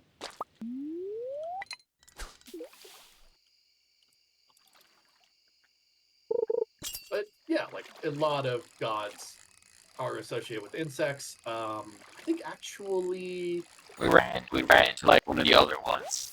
In this thing, we ran into the Romantics, which worship the god of assassins, which has a praying mantis as part of its like imagery. part of the motif, yeah. If I recall correctly, though, Saren Ray actually uses bugs as well. And Saren Ray is one of the gods of, like, she's a god of redemption to a degree. Like, she preaches redemption. She does preach it. But she's a lot more, she's a bit more violent about it, I feel like. To a certain degree. Like, it depends on the follower. Her whole religion is very complicated. And it's not complicated because of anything she did. It's just like, she is that god that is just like, oh man, I really want my followers to do the right thing. Unfortunately, my followers have decided that genocide is the answer to the problem. And the problem was there are demon-born children. So she's just like, she's just face-palming at things that happen. I did that in a day. Yeah, I noticed. Jeez. Sorry, I didn't mean to interrupt. I was just like mindlessly No, fishing. Like, I think we've talked about Saren Ray, you, me, and Moon a few times, so you probably like heard the name before. Saren Ray is the goddess that was like, "Hey, idiots, stop sleeping and like building this city where Rovagug is. Like, literally, he is underneath your feet right now. Get out of there. This area is not good for you." And every single one of them was like interpreting her like messages as like, "Oh, I see.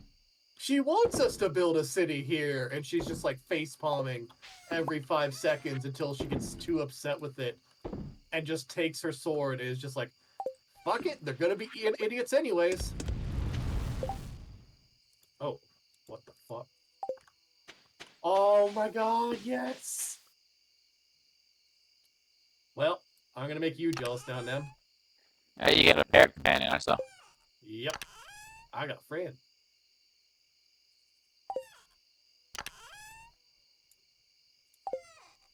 I should have gotten the stuff for Diamond Heather. I mean, I could get the Cinder Clown shoes. That's not a bad thing. Wait, is it really just like... Okay, it's like a little bit better. I mean, do I need it though? Why not? Okay, these don't look too bad. I was worried they'd look really stupid on my model.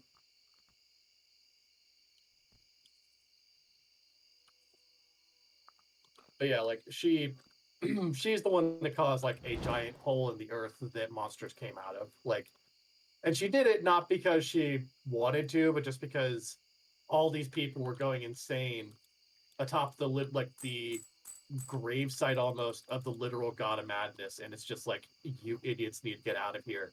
I can't make this any clearer, so I will just cut the ground and hopefully you get the message.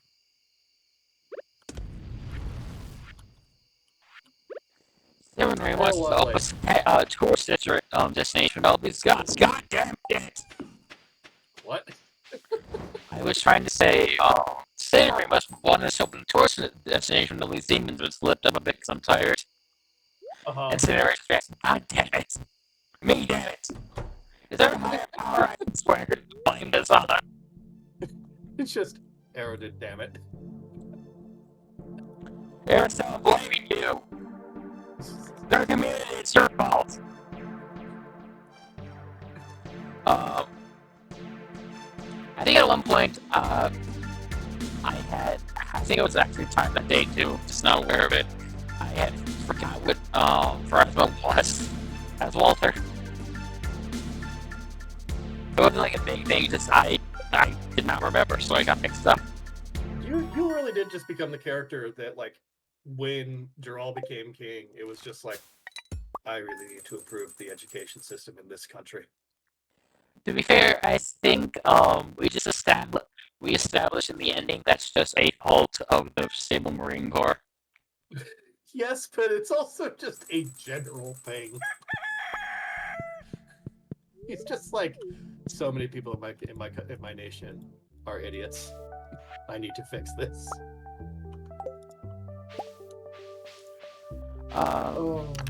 Other things I did, annoyingly, there's a spell that allows you to talk to animals. It does not work on magical beats, of which Hyperbreath is one.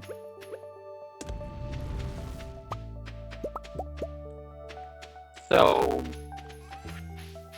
you know are you aware Eugene goes to walk?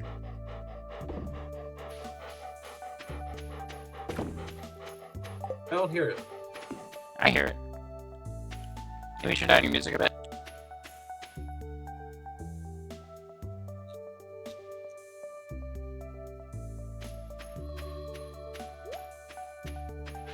It's like a very slight tin noise in my right ear for some reason.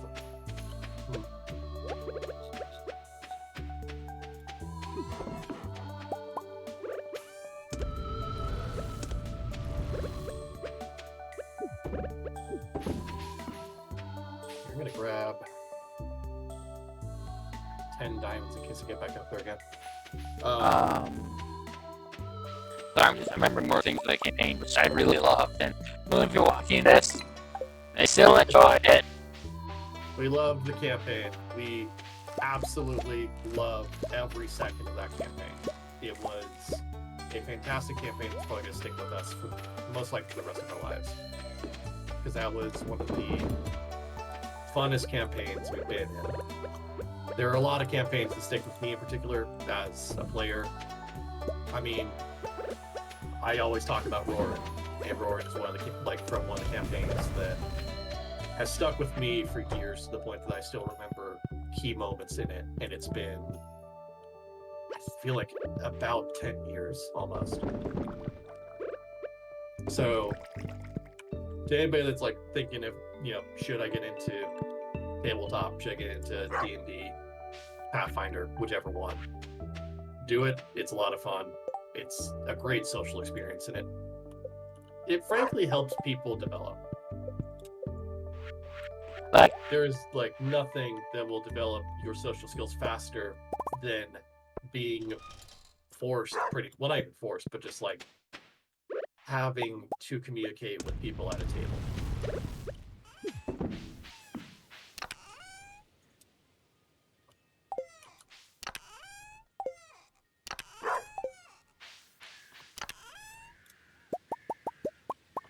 I've been watching Dropout, and by which I mean segments, because I don't own Dropout, so I'm just watching what I can see on YouTube. Uh-huh. And occasionally I'm like, I'll have to watch some of Jello Apocalypse's. Okay, I don't watch it. I'm familiar with it because I wanted to get into it, and then I was just having a bad day, and so my brain just won't let me get over that. You had a bad day while watching this. Don't watch this show anymore. It's not causation. It's correlation, not causation, brain. I want to. It's an interesting universe, brain. Uh-huh. But apparently, it was all based off of campaign, the Kodama campaign, which I also watched. But like the whole thing about epithelial race is that everyone is born with, no, not everyone, flesh that people are born with a word that's essentially a grind of their soul to give them powers based on that. And the main character's power, epithet, is dumb.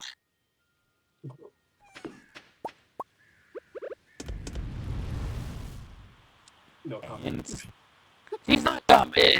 Her power is like she can make people dumb around her, or like is one of the things, or make people think quiet, or dumb the pain of something. And when I heard that, my very first thought is, if I can choose what I want to do, spy. And literally, my thought process was spy, as in, secret agent thing, spy, as in I can see anything. Uh-huh. I was like, man, is that based on a real campaign? And apparently, if I remember what I found correctly, it was homebrew. So I was like, I would roll, and I would play that. So, like, hearing just sort of the power of dumb and such like that reminded me of one of the best theories I've heard of from One Punch Man. Yeah. Which is that the theory that King, the guy that, like, he's not actually a S-class hero, they just, like, found him covered in blood, and he's got, like, scars on his face from, like, a different monster battle, basically, where he got accidentally injured. And they just assumed he destroyed the monster, right?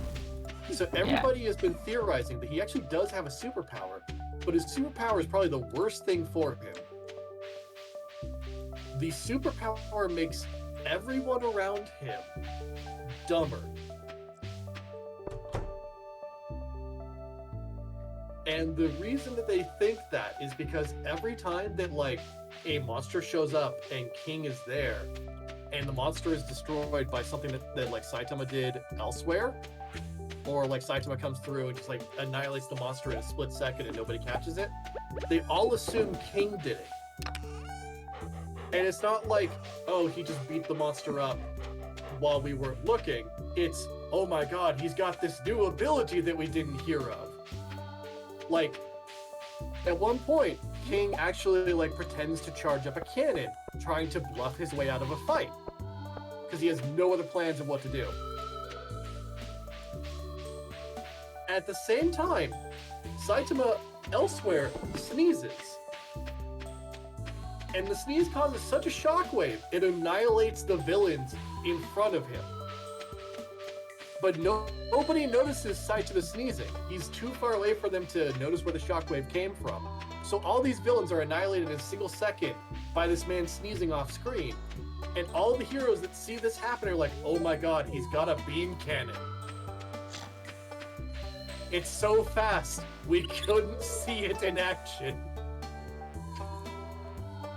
It's just, the King's just standing there like, oh no. Because now another thing has been added to his list of abilities, and people are going to expect that now.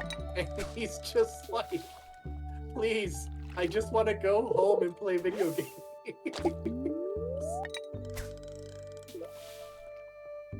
Poor man. That's like, everybody hears his heart like going wild in his chest because he's panicking.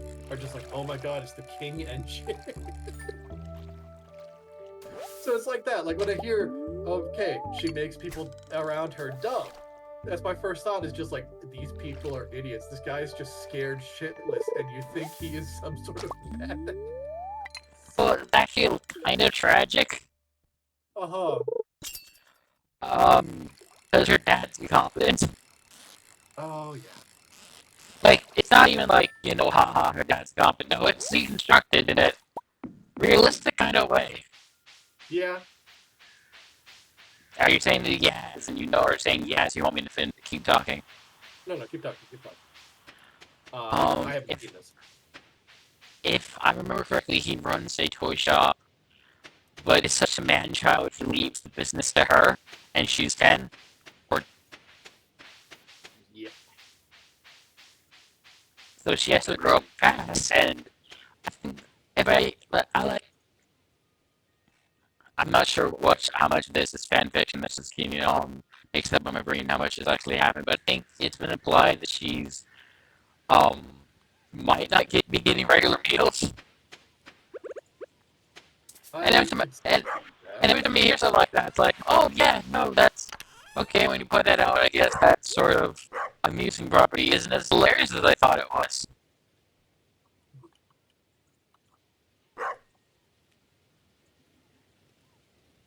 Oh shit! Now it feels awkward. Hearing that does remind me a bit, like we talked about Worm a couple times, yep. Somebody actually so one thing that's on Reddit, and these are just kind of nice for like writing prompts and stuff like that, are like the make your own choice kind of builds and stuff like that. Yeah. There's a lot of those, and a lot of them are really nice because they include drawbacks and other things like that that you might want to reconsider things on. One that's a little old right now, but I still have it up, and I've like been fascinated with the concept of it. Is the I can pull it up here 1 second once this fire stops attacking me. There we go. It's Heroine's Hero is the name of it. And like I had stumbled onto that one because a lot of these you go to okay. Sure thing, Gil. I'll do that tomorrow. A lot of those types of like your transport to another world one, some of them are just like straight up build a character kind of thing, and that's about it. This one was unique to me, and it really got my attention because you are not building a overpowered hero. In fact, it's more likely that you're just the assistants. And the reason that I put it like that is because you are being basically sent to another world to help out a heroine or a hero, depending on like, if you prefer that kind of thing. Like it's basically there's already somebody that is supposed to be the main character of the story. Something happened in their story, and you're being sent to kind of fix things or get it on the right track again. So your whole goal is not to make a really overpowered hero that gets the job done. It's to be somebody that balances off against these other characters to make things a little better for them, that kind of thing. And the reason that like Worm and like kind of the whole drawbacks and stuff like that kind of came to my mind is that one of the lists of heroines is actually characters from Worm.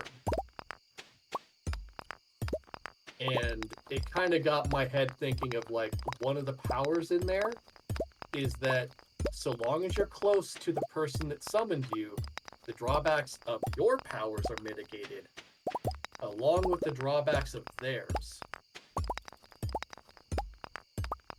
And it kind of became this thing of like, what would change for somebody if you could help deal with the drawbacks that they are experiencing?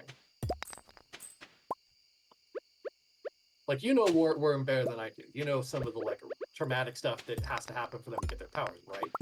Yeah, just 70%.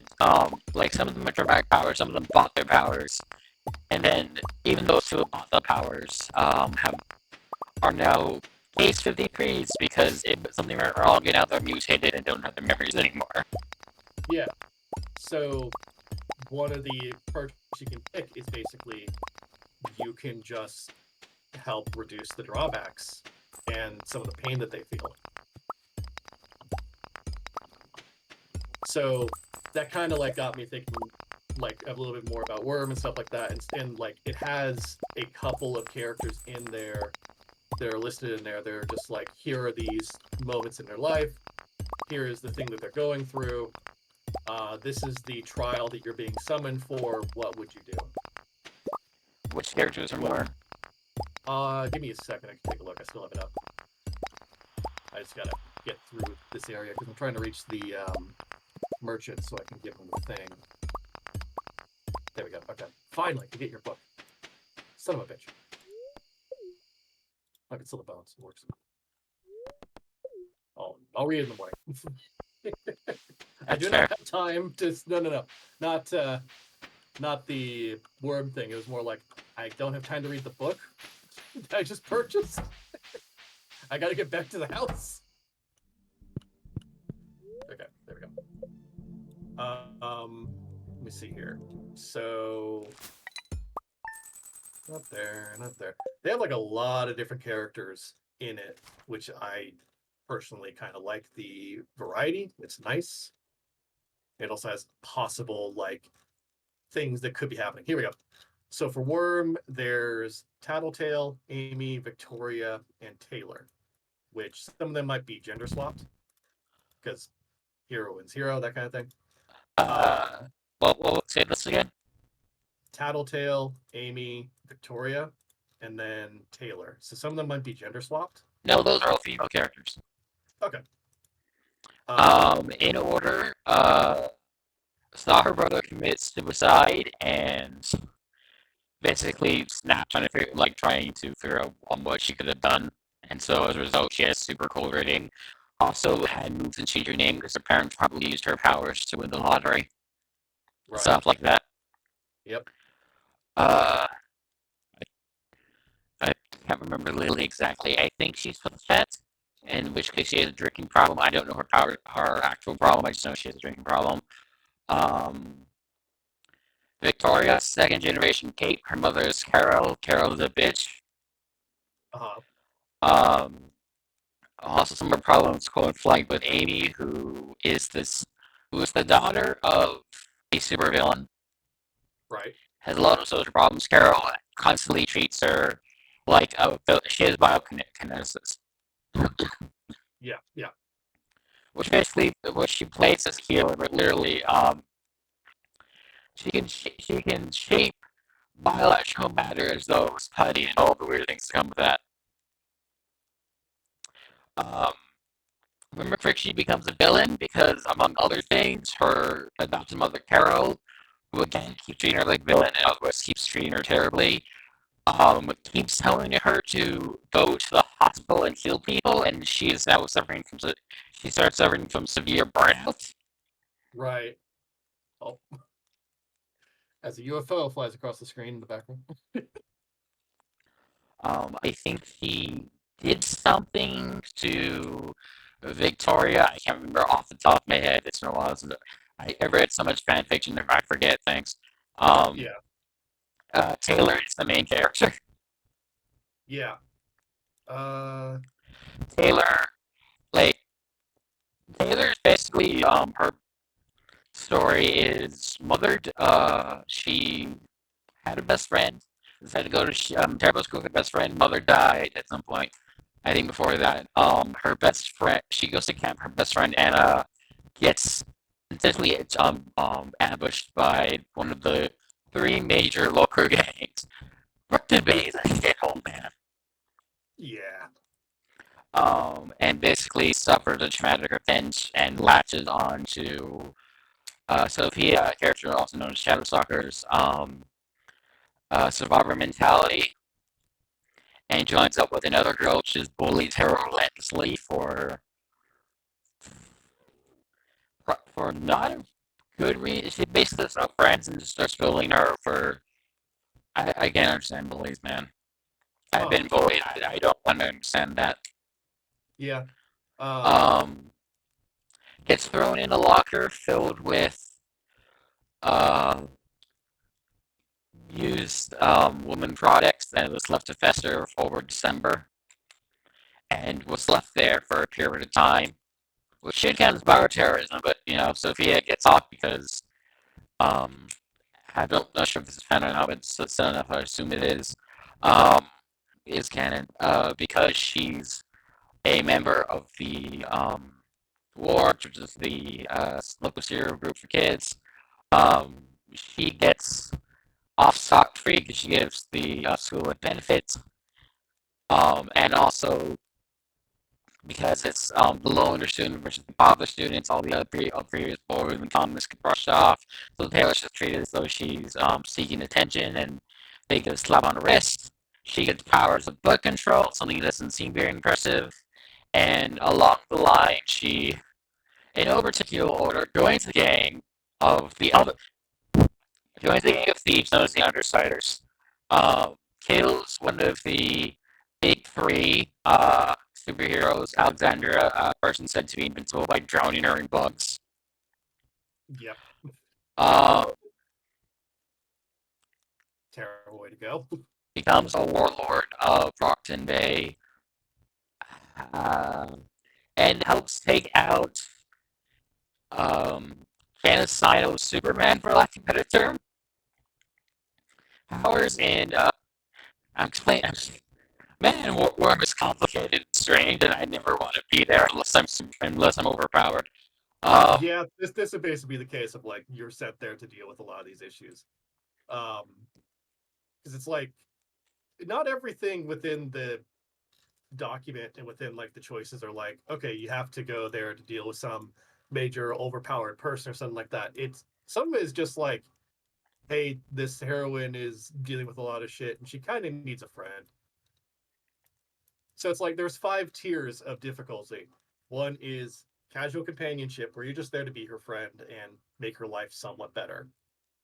Two is like difficult dream, where they have a goal that they want to achieve, but need some help with it. yeah, Terrible trial is like actually getting into combat and possibly changing something slightly. Lives on the line is like tier 4, where something really bad is happening. You are called in for assistance. They can possibly handle it on their own, but they're going to suffer a lot if they do it alone. And then Fatal Fate is basically, yeah, this is a moment that they could probably get killed. And not just them, but a lot of people could die. And things could go down a really terrible path. yeah. If I remember correctly, one of the more popular taglines for Worm is "The road to hell is paved with good intentions." Yeah. She didn't Um, seek out to become a villain. She seek out to be a hero. Just everything kept going wrong. yeah. So it's like with Amy's stuff, it's basically if you're a casual companion, it's pretty much you're just there to be one other person that doesn't like get into arguments with her that's on her side besides Victoria. Oh yeah. Also, something I forgot about Amy. She's it might be influenced from Victoria, who has an master effect, which is affects the mind of making people like her and love her. But she Mm-hmm. has a crush on her sister. Ah, um, You can immediately see, this is not good. yeah, it's like the fatal fate for Amy is basically trying to convince her not to join Slaughterhouse Nine. Like it doesn't have to be a straight up fight. It's basically like Slaughterhouse Nine is in town. They want her to join them, and she's tempted to give in. Give her a reason not to. Yeah, to be fair, in the sense of explaining, that's just what Slaughterhouse Night did. Like, Slaughterhouse Night is basically is like a wandering group of murder hobos. Pretty much. They all have superpowers. They basically much like they travel in a van. Um, and every so often, like either they die or they leave the group. They basically go, "We're starting trials. What do you guys recommend?" And they're like, "We want this person. Okay, let's go see if they fit the mold." And Mhm. fit the mode is usually torment or torture or serious test of character. That's sort of like, "Hey, you did this, huh? Let's join our team. Join our merry band of murders." That's fine. And also, to point of order, one of the character members of Slaughterhouse Nine, Jack, has a power where he's able to more convince people who have powers to listen to him, Yeah, and not also good. dies. He has two powers. He's basically Joker if he had superpowers. Which is not good. You don't want to Yeah. give Joker superpowers. That's a bad thing. He already has one. It's called Super Insanity. Don't think too much about it. Fair point. Man is insane. But yeah, it's like that's kind of the whole point of the exercise. A bit is like, okay, we're gonna give you these powers. We're gonna give you these abilities.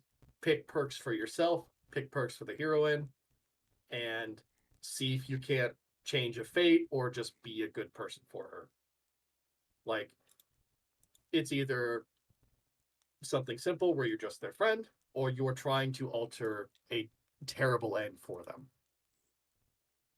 And some of it is either based on the stories that they're part of, or not based on the stories they're part of. It is something that the person behind this like concept and this kind of writing prompt came up with. Um, and I personally like that. I like those kinds of concepts because they give you a lot to work with and give you stuff to kind of think on and make decisions about, you know? Yeah. I'll probably like send it to you after the stream, just in case you want to like take a look at the stuff and see if there's anything in there. I It mean, I is a might. little bit lewd because Reddit, it's definitely not safe. Well, I mean, there's nothing explicit, but there's implications. Uh, but otherwise, I like it because it's a really great writing prompt. Uh, and it definitely it flips a lot of the basic concepts of an isekai or any kind of like to another world scenario of like, hey, there's already a hero here. In fact, the hero's the one that summoned you. Either they need help or they just want a friend. And there is something kind of like inherently like either sad or wholesome about that, of just like, hey, these heroes that are going through a lot just want somebody to be there, or hey, this hero like just really wants somebody that they can talk to that isn't a follower.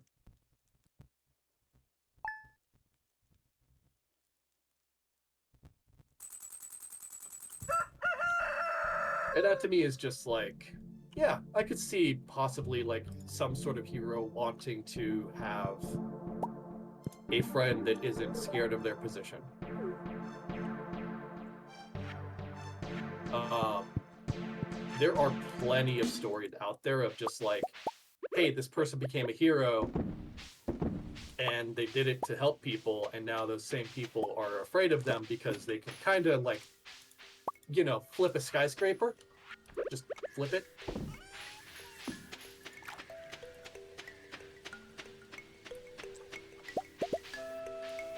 So just like the idea of like somebody that is desperate for companionship does this thing and you answer the call is something that's wholesome to me. Like, you're just there to be their friend, you're there to be their assistance. You're not trying to be the hero yourself. Do you have cave carrots real quick? I think we do. Somewhere. You have cave carrot juice. We had cave Found it. carrots. We have 43 in the chest that's next to the furnace over here. Ah. Because if we have snow yams, I also need one. Maybe. Couldn't tell you on that front. Raccoon requests snow yam juice and pickled baby carrots.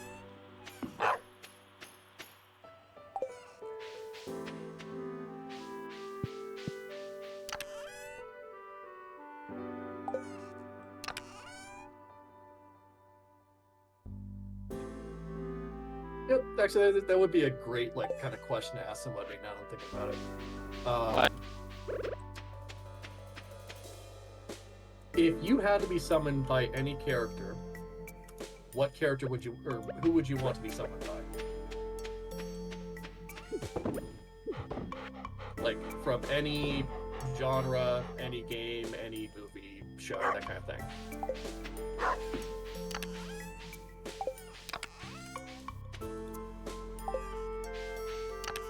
Like, who would you pick? I'm thinking. No, I know. I'm just, I'm just saying, like, kind of adding on to the prompt a bit. Like, who would you pick for that? I know I'm kind of like hitting you while you're tired brain right now, but Depends if I present, keep my size and no meanness, or if I adapt to the world. by which you mean like you keep your body or something like that? Yeah, because if I'm summoned to bug fails, then I'm as tall as the mega thing, and I can just probably, be like, can I have a gun or a bat, and then I'll be good. Just punch it to shit. It has one eye, and it's very tall and very bad. And you know what? I don't want to fight that with my bare hands. I want to fight it with a shotgun and enough shells to take out, I don't know, a graveyard. A graveyard or Oh, actually, yeah, that is one of the things. You get to pick archetypes for that prompt that I mentioned, and one of them actually is Lone Ranger. So you get like excellent shooting skills, and you start off with a firearm. yeah, excellent shooter skills. Firearm chosen. Vulcan minigun with Okay, not that. That's a little too far. But you're like given starting gear that matches up with your archetype.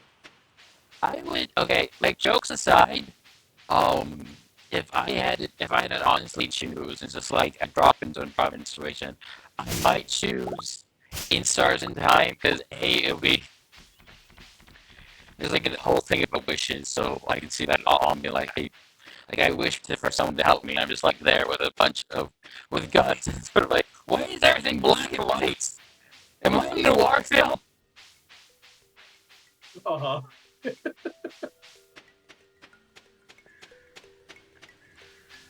I guess it would be A, hilarious in the sort of very clearly fish out of water, but B, I've played so many fucking stuff and never mind, I meant that sing BRB.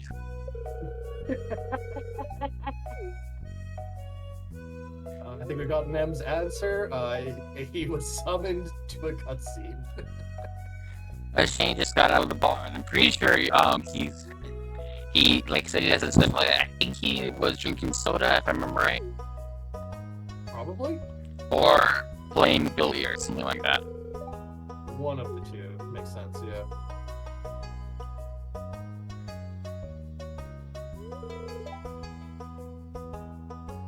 I just So find you it should very better funny. keep an eye on him. Next time you catch him coming up the saloon, you should say something.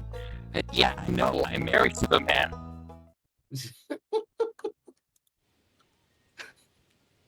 You're gonna have a conversation with him once you get home.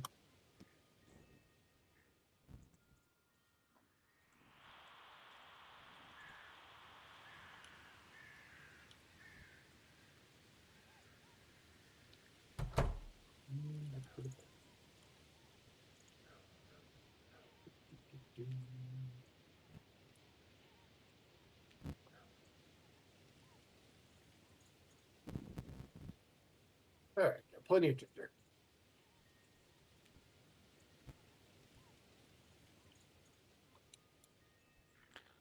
Okay, I double checked. He's playing an arcade machine. Oh, is that it? So the soda helps the urge to drink, which is I think an actual thing. Yeah. I mean, it's probably like he just wants to drink something, and drinking soda satisfies his need to be drinking something that is flavored. Okay. He's trying to get that drinking instead. He's saying from arcade machine. It's gonna be multiple days. I'm not sure if I'm cover it today. Marnie's confused. That's where the cans on the floor, and Shane explained the joke to cans, which is a different level of concern.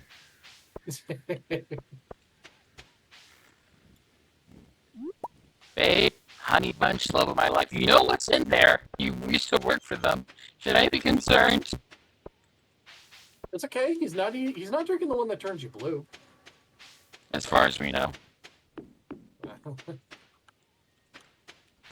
Um, a not popular, an OC I work on occasionally is sort of that concept with the base. I'm not like trying to not spoil it. Starts on time ago. I've talked to you at length to you about it. Um, it's just basically a sixth or fifth member, depending on how you interpret it, of the crew who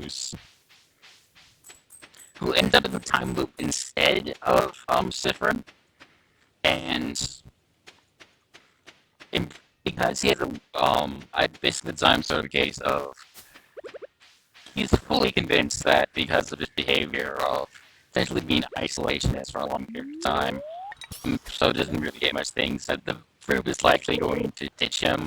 Also, he hasn't been with the group as long as everyone else. And so basically, like, oh well, I don't want that to happen, but I'm not gonna, bother them and go like, hey, I don't want to leave you guys. I like you guys, because his social skills is crap. So he's a lot more materialistic in the whole time loop thing, and that's also not good for his mental health. Yeah. Because, like, among the other things I put out is that he's never learned magic, so, because that's a favorite trope I have of party member in group of people with magic abilities does not have a special ability like that. And so what I usually like put from is that instead of using magic with other, he's basically using makeshift explosives or makeshift or using like a gun or other ranged weapon just to keep his distance because enemies are. It makes sense. I basically mentally design him as a least of the painful character in a non least of the painful type world. So, like, he carries around explosives, he carries around, like, gas bombs. A lot of his special attacks are aren't what you would call special attacks. Then people probably would call them like extreme variations of his basic attack. He doesn't have a martial artist, but he's basically like, I know archery and guns, and I lived alone, so I'm more in tune with animals. There's not a lot of animals in this fucking house. And so, because the game is about sadness, I basically made a mental list of his abilities, and one of them is literally called Loud Distraction, where he just fires off like small explosives that distract an enemy for a while. Ah, yeah. Just distraction. Tosses bomb. It's not that he like drops fireworks or a smoke bomb or something like that. I don't remember exactly. I have to check my notes. And it's just a case of it basically causes an accuracy down in a game that doesn't have accuracy down, but whatever. It's my original character. I knew it all. I'm with it. I'm not making fan fiction or no, this is my own personal OC. And essentially, it's like My preferred ending for this guy, I see like he ends the time loop and through the time loop becomes better at talking to people. And a lot of people who like to like other games going through time loops is that us he has sensation, he has a form of sensation where he hears sounds from colors, but it's all black and white, so he just assumes that everyone hears the same thing and like everything's like asking, hey, do you guys hear music all the time? What do you mean that's not normal? So he refers to things as like repeating as I completely derailed this some form of conversation with my own OC talk, and I apologize, but No, it's absolutely fine. Like I understand like kind of what you're trying to go for is basically you're talking about like this concept you would have for somebody that would be probably who you would want to be if you did get summoned in Stars of Time. um, Just this person that like has these different things and different abilities that you would hope would change some of the storyline. yeah. And that's One kind of of like the the whole point of the project. one of the dumb things I like came up with is he's a single shot grenade launcher. He calls a flintlock because he doesn't actually know what it is. It's a very action grenade launcher. He calls it his flintlock. He's been told to only use it in dire situations, and he thinks it's a flintlock because it's the only thing he knows that has a single shot reload, and he doesn't probably know how to reload it. So he's like, flintlock takes long to reload. I don't have much ammunition for this. It's hard to reload. I think this is a flintlock. I will only use it in dire situations, and then I have like the mental image of him this the very dire situation. He's like the only one fighting the final boss. For what time he whips it out, and then there's just a sudden cutaway for him. Loop. He's like, what happened? I got And this. Bang. Boom. I don't got this. wait a minute, what happens? And what essentially happened is that he fired a grenade launcher at the closest point range, as this closest point blank range he can get with a grenade launcher. He's caught in the blast radius. He wakes up because he just basically blew his ass up. It's just like, oh, that caused a kaboom. He doesn't remember. He just remembers. He just basically remembers immense pain, and then waking up at his spawn point, which I always think for a music segment, it looks like is the middle of walking to somewhere. He just appears mid-walk like, wait a minute. How did I die? I remember pulling the trigger. I pull the trigger, and then I'm here again. Maybe I haven't been taking care of it. Maybe it just exploded in my head, and just like the thought of, oh yeah, it did explode, dumbass. There was, in fact, an explosion. However,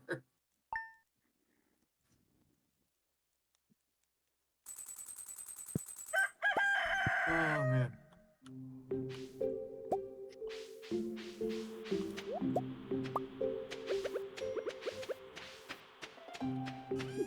Oh gosh, I love that so much. It's such a funny concept.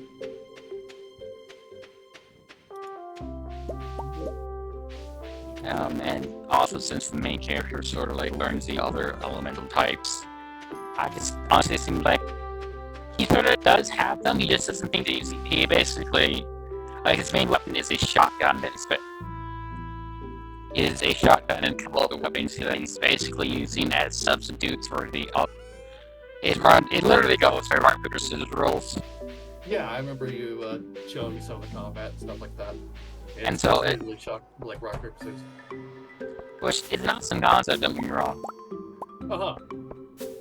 And so basically what my thought process was, well, like some people use scissors for sharp and rocks I could go for rock and basically like, oh, he has shit wraps, he has rock shot. I have no idea what to do with paper. Maybe this actually means paper.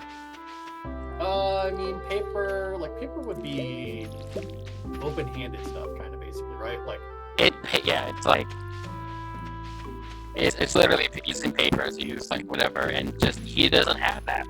He doesn't have magic, so he's just basically making substitutes. bean background. Oh, you know what? Yeah, that makes sense. First thought is just like, yeah, something that is flat, wide, and technically non-lethal. Technically. I guess it like that is one of the things that always got me about that. Like people call it a non-lethal round. It is less than lethal because you're still firing a beanbag into someone's chest that is going like, you know, a little faster than the speed of sound, like a little under it. Like it's decently fast. Like people have died from catching, or like from getting hit in the chest with a baseball that was tossed by a pitcher that went around like 60 to 70 miles per hour. You absolutely can get murdered by a beanbag round. It can happen. It's just less likely to happen than getting shot by, you know, buckshot.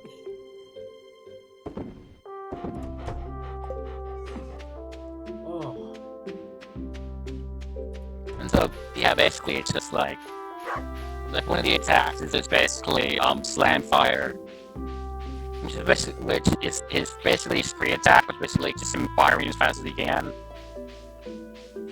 That was always something I loved about shotguns. And particularly the old shotguns. Yeah, I have no idea what it would be. What would be the out? It's basically a shotgun that's somehow a mix of like an old Trent shotgun and a double barrel. I mean, so there are shotguns that work on certain systems that allow you to fire more than one round before pumping. Some of them use like dual feed systems. Some of them use over-under barrels or something like that. That when you pump it, it loads both. There are a lot of different shotgun designs that can work with that, and it might be less along the lines of like, you know, he uses a shotgun with that feature, and it's more like he has a shotgun with that feature and does not know about that feature. And then as he gets more used to using the shotgun, he understands more of what it can do. And make it also work. That would also explain the whole loading system for someone who doesn't have magic. Yeah, it's basically just like he has a lot of ammunition on him. It's a lot of different types. He doesn't know what each shell does, in particular because, you know, he's living in a black and white world, and shells usually differentiate what they can do based on color. That and like going off the day, maybe he had a different type of gun. Just recently got a better gun. Yeah, he like recently purchased this supposed upgrade to his prior shotgun, and now he's like, I don't know what this does. What if he like an additionally weird thing about the whole time loops that I can pick up like weapons and stuff, and have the characters put that throughout time loops, and then you go and see those items. It just reality shifts to accept the fact that there's now a duplicate in the world. They're like, oh gosh, yeah, that is a thing in multiple different games that I've heard of before. I'm trying to think of one that I played a while back that was just like, yeah, no, you could. Oh, you know what it was? But Deathloop was able to do that. And Deathloop's explanation was basically like, as you take out certain targets and stuff like that, you did certain things, you generated these fragments and shards that allowed you to like change reality to a degree. yeah, I remember that. It also is my favorite. Deathloop has one of my favorite lines of antagonists going, "You think they have other use, you're not special." Concerning, but also hilarious. It's very concerning, but hilarious.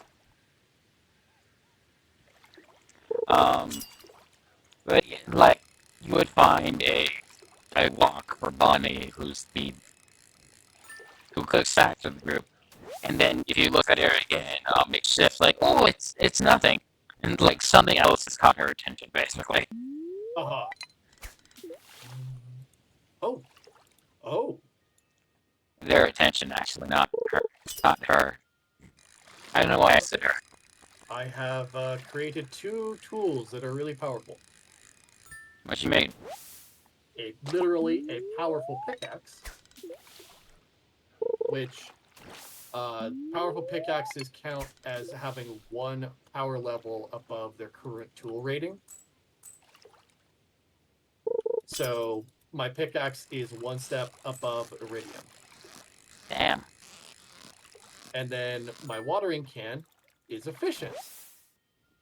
It doesn't make it an infinite watering can, but instead, whenever I use the watering can, it doesn't drain energy.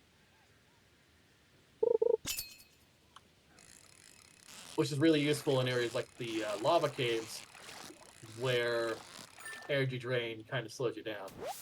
So it's like these rocks usually take 2 swings, 1 swing every single rock.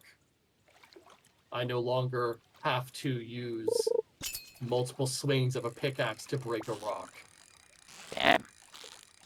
So it's really useful for like going into the skull cave because you could just use it to break every single rock in a single swing. Which might mean I can make it down to floor 100 a bit easier now.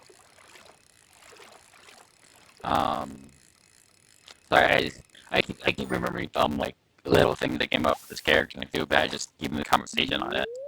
Yeah, that's fine. It's fine. Um, in the base game, we have a character called Luke, who's kind of a dick. They're kind of a concept. They're basically like, hello. And sort of, they're basically a mix of a point-and-click narrator and someone who's actually trying to help you along. Uh-huh. And literally, my thought process for if I always call them Pharaoh Ranger in my head because they always have weird epithets. Um, so I'm just gonna use that. The Pharaoh Ranger meets Loop has like two happens. One is he just straight up never meets Loop because that's like for spoiler reasons probably that might not happen. But another reason like Loop has no idea who this person is and is you know feels immensely bad to do spoiler reasons for dragging this person into their mess.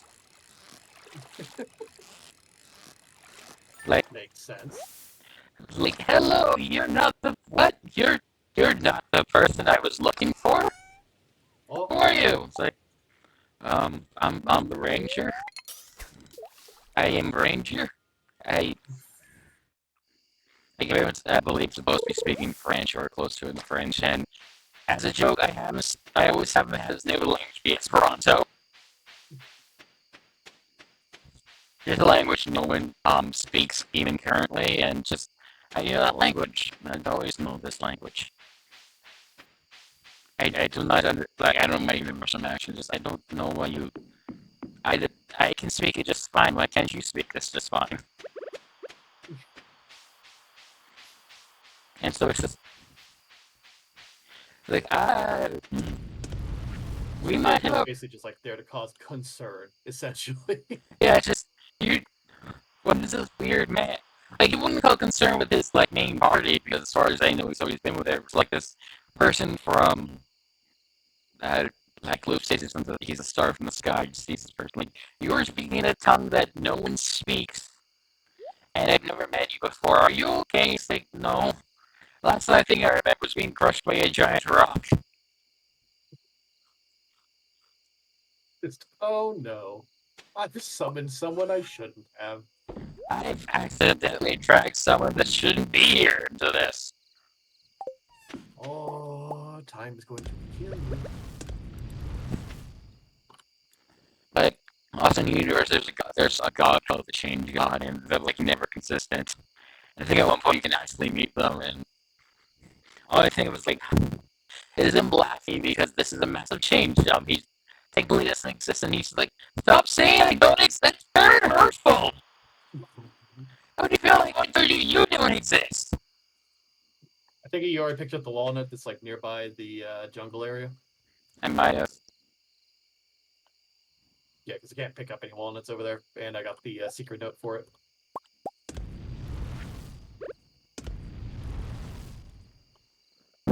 Uh,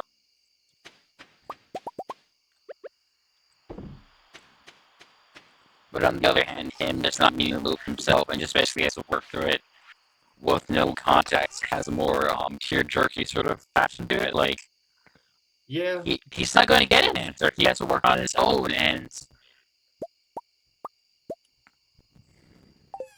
none of it is going to go well for him. no, no, it's not. It's really not. Because that's kind of the point of a lot of time loops. Is like it doesn't go well. It's not supposed to go well. You're supposed to learn a lesson. What's that lesson I'm not telling you? Yeah, pretty much.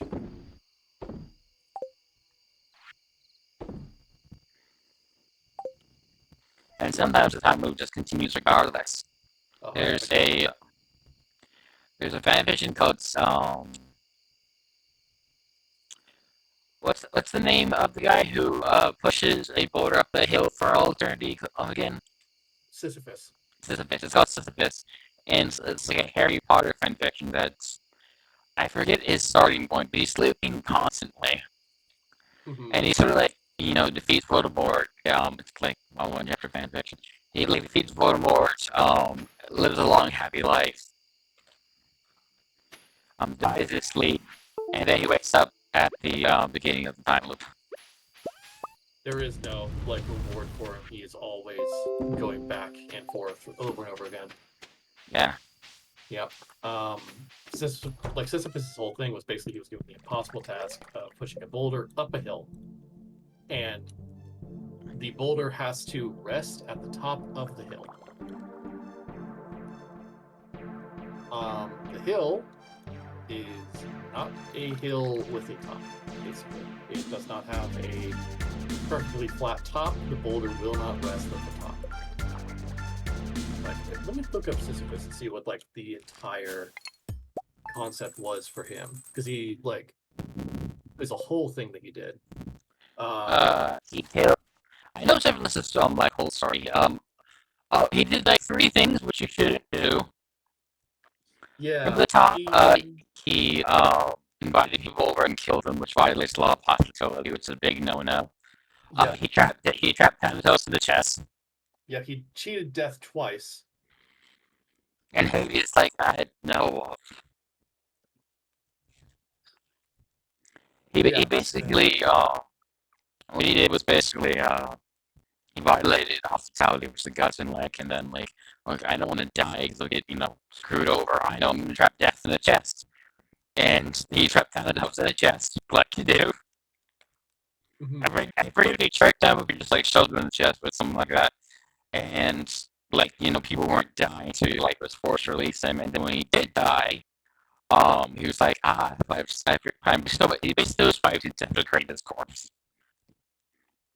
And he's like, well, I can't rest because my corpse isn't being properly buried. I don't even have like coins for the reaper at Swoomier. So like, and Taylor's like, fine, this is your last chance. If you're doing another trick, you're not gonna like it. That's fine. Goes back, doesn't come back.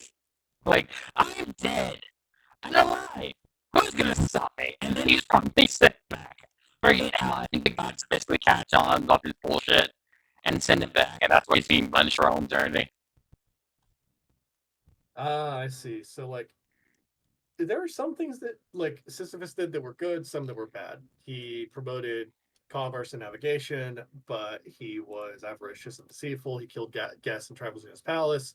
He violated guest obligations, which fell under Zeus's domain. Um, he tricked Thanatos into telling him how to kill his brother without incurring any severe consequences. He cheated death multiple times, not just once, but twice. And one of the things that he did was he betrayed one of Zeus's secrets by revealing the whereabouts of the Asipid Aegina, who is a nymph belonging to one of the four rivers in Greece, to the river god Asipus in return for causing a spring to flow on the Corinthian Acropolis. So, like, he basically gave up this, like, girl's whereabouts, this hidden nymph's whereabouts in return for a river, which is a little crazy. Um, Thanatos was ordered to chain Sisyphus in Tartarus. Sisyphus was curious as to why Charon, whose job it was to guide souls to the underworld, had not appeared on this occasion. When he asked Thanatos to demonstrate how the chains worked, and Thanatos was granting him his wish, Sisyphus seized the opportunity and trapped Thanatos in the chains instead. Oh, I always heard it was chess. No. So basically, like, Zeus ordered Thanatos to chain Sisyphus in Tartarus. Sisyphus realized, I'm probably still alive. Give me a minute. Hey, Thanatos, show me how these chains work really quick. And then just chain Thanatos up. And, like, he returned to Earth, but left Thanatos in the chains. So everybody on Earth stopped dying for a bit, which pissed Ares off because Ares no longer had any battles where people could die. I mean, to be fair, Ares is one track mind war. Yeah, it's just like, hmm, you know, Zeus, I feel like this might be partially your fault on this one. To be fair, it's always Zeus's fault. Oh my gosh. Like that, like oh, it's easy to count the times where it isn't his fault. Let's be fair. He, God damn it. This guy is just like, yeah, no, I'm not going to die. It's basically what it is. So he, before Sisyphus died, he had told his wife to throw his naked corpse into the middle of the public square, supposedly as a test of his wife's love for him. This caused Sisyphus to end up on the shores of the river Styx when he was brought to the underworld. He then complained to Persephone that this was a sign of his wife's disrespect for him. Persephone bought this and let him return to the upper world. He, the spirit of Sisyphus then scolded his own wife for not burying his body and giving it a proper funeral as a loving wife should, and then refused to return to the underworld until he was forcibly dragged back by Hermes. Like, I,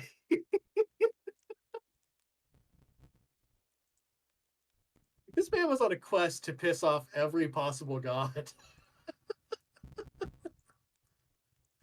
Like, you pissed off Ares, you pissed off Zeus, you pissed off Thanatos, you pissed off Hades in some versions of the story. You definitely pissed off Persephone. Woe be upon Hermes, who had to drag your ass back to the underworld. I super had to use the restroom. Uh-huh. Sorry. I mean, we're still on this screen if you want to go ahead and do that. Yeah, I know. Just letting you know. Yeah, go ahead and do that. I'm just like looking through this still, and like I'm reading the punishment, and it just says, as a punishment for his crimes, Hades made Sisyphus roll a huge boulder endlessly up a steep hill in Tartarus. The maddening nature of the punishment was reserved for Sisyphus due to his hubristic belief that his cleverness surpassed that of Zeus himself. I, you know, I would like, I would agree that that may be hubristic, that there is some hubris in Sisyphus believing he was more clever than Zeus. On the flip side, he did trick Zeus about like 3 times. Zeus was literally like, throw this man in the underworld, like Thanatos, just use the chains, it'll be fine. And Sisyphus was like, thank you for the tool, Zeus. Gets sent to the underworld a second time, tricks Persephone. Zeus gets upset. Goes down there a third time. Zeus has had enough of his shit. Like, yeah, he did in fact trick Zeus a couple of times. Like, it was Zeus's plans for like 2 to 3 of these things, and it just backfired on Zeus each time. Which that's just Zeus. Zeus does not think before he acts. He is impulsive like lightning. Apparently, as well, it wasn't that Zeus is the one that like forced Hades or forced Sisyphus to roll the huge boulder endlessly up a steep hill. No, that was entirely Hades' own plan. Hades was the one that was like, I'm going to enchant this boulder so every time that you get close to the top, it just rolls away from you. Zeus just didn't even think up that plan. That was entirely Hades. So Zeus is still just like bottom rung of cleverness against this man. And Sisyphus definitely deserved the punishment. It's more just like, it's Greece. All of the gods deserve a punishment in Greece. Oh, gosh.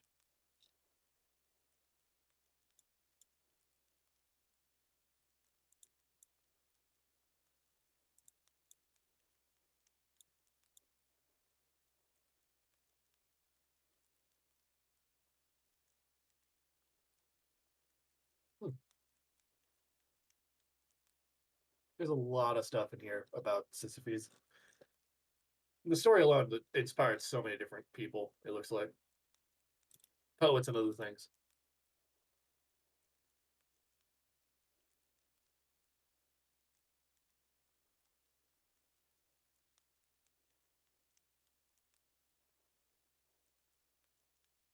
Hmm.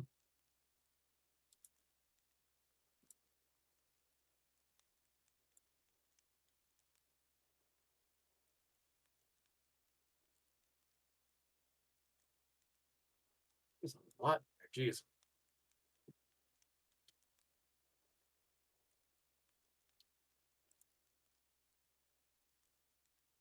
I'm gonna wait for Quinn to get back because we are close to the 3 hour mark. Figure I should ask if he is good to keep going.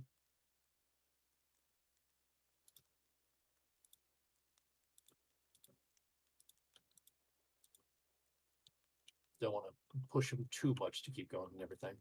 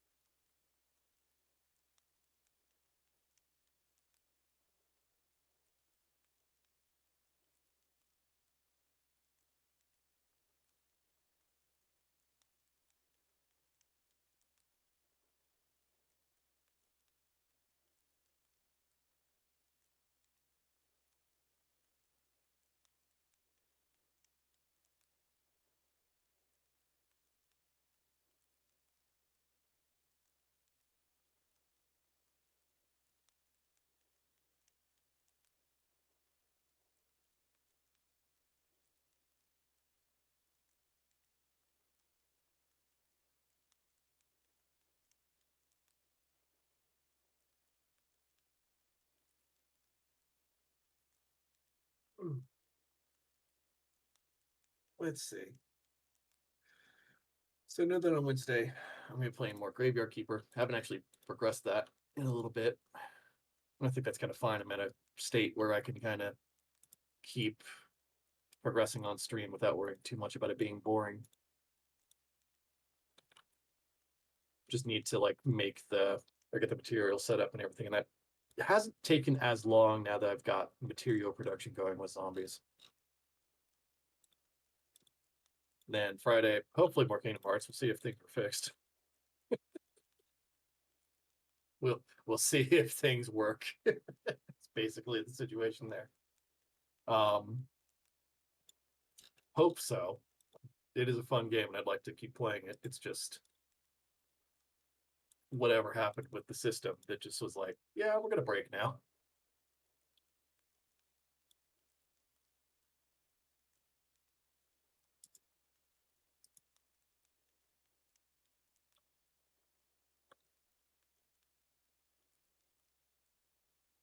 And it's just like I'm looking forward to getting into Kingdom Hearts 2 and also Chain of Memories because that was like, oh god, Chain of Memories was such a fun game.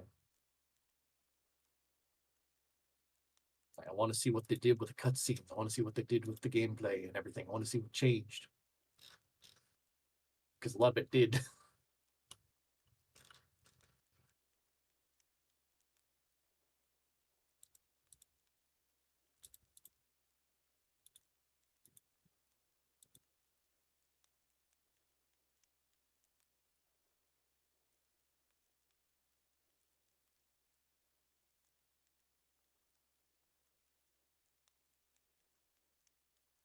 We might end when Nem gets back because we only have like 10 minutes left before 3 hours hits. I don't want to have him staying up too long when he hasn't been getting good sleep.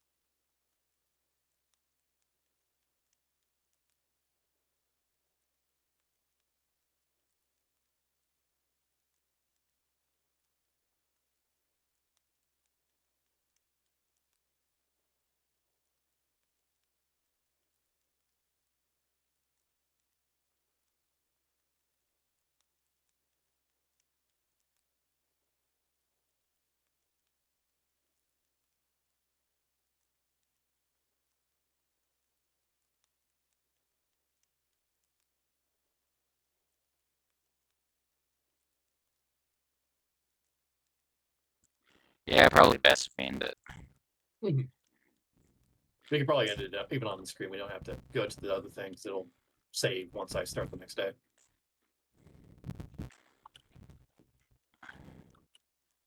Just so that you can get some sleep and everything, man. Yeah, I can't go to bed right away. I need to like let the dog out at like 10, But you still want to like rest, and you've got like a bit low energy going on and everything. yeah. Thanks so much for watching. I'll see you guys Tuesday for Hollow Knight, Wednesday for co-commentary on Graveyard Keeper, and on Thursday more of Citizens Unite. As a character, I want to collect two characters before I swap over to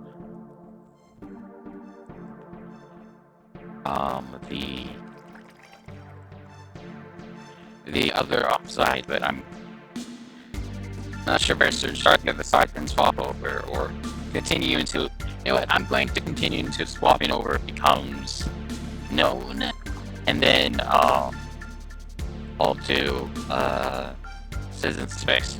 Alright, I have a plan. But thank you so much for watching. I hope you guys have a good rest of your day. I hope you guys stay safe. Yep, and we'll see you guys on Wednesday, like I said, playing Graveyard Keeper, guys. and Friday Kingdom Hearts. So, Hope you guys enjoyed the stream, and see you all next time. see ya.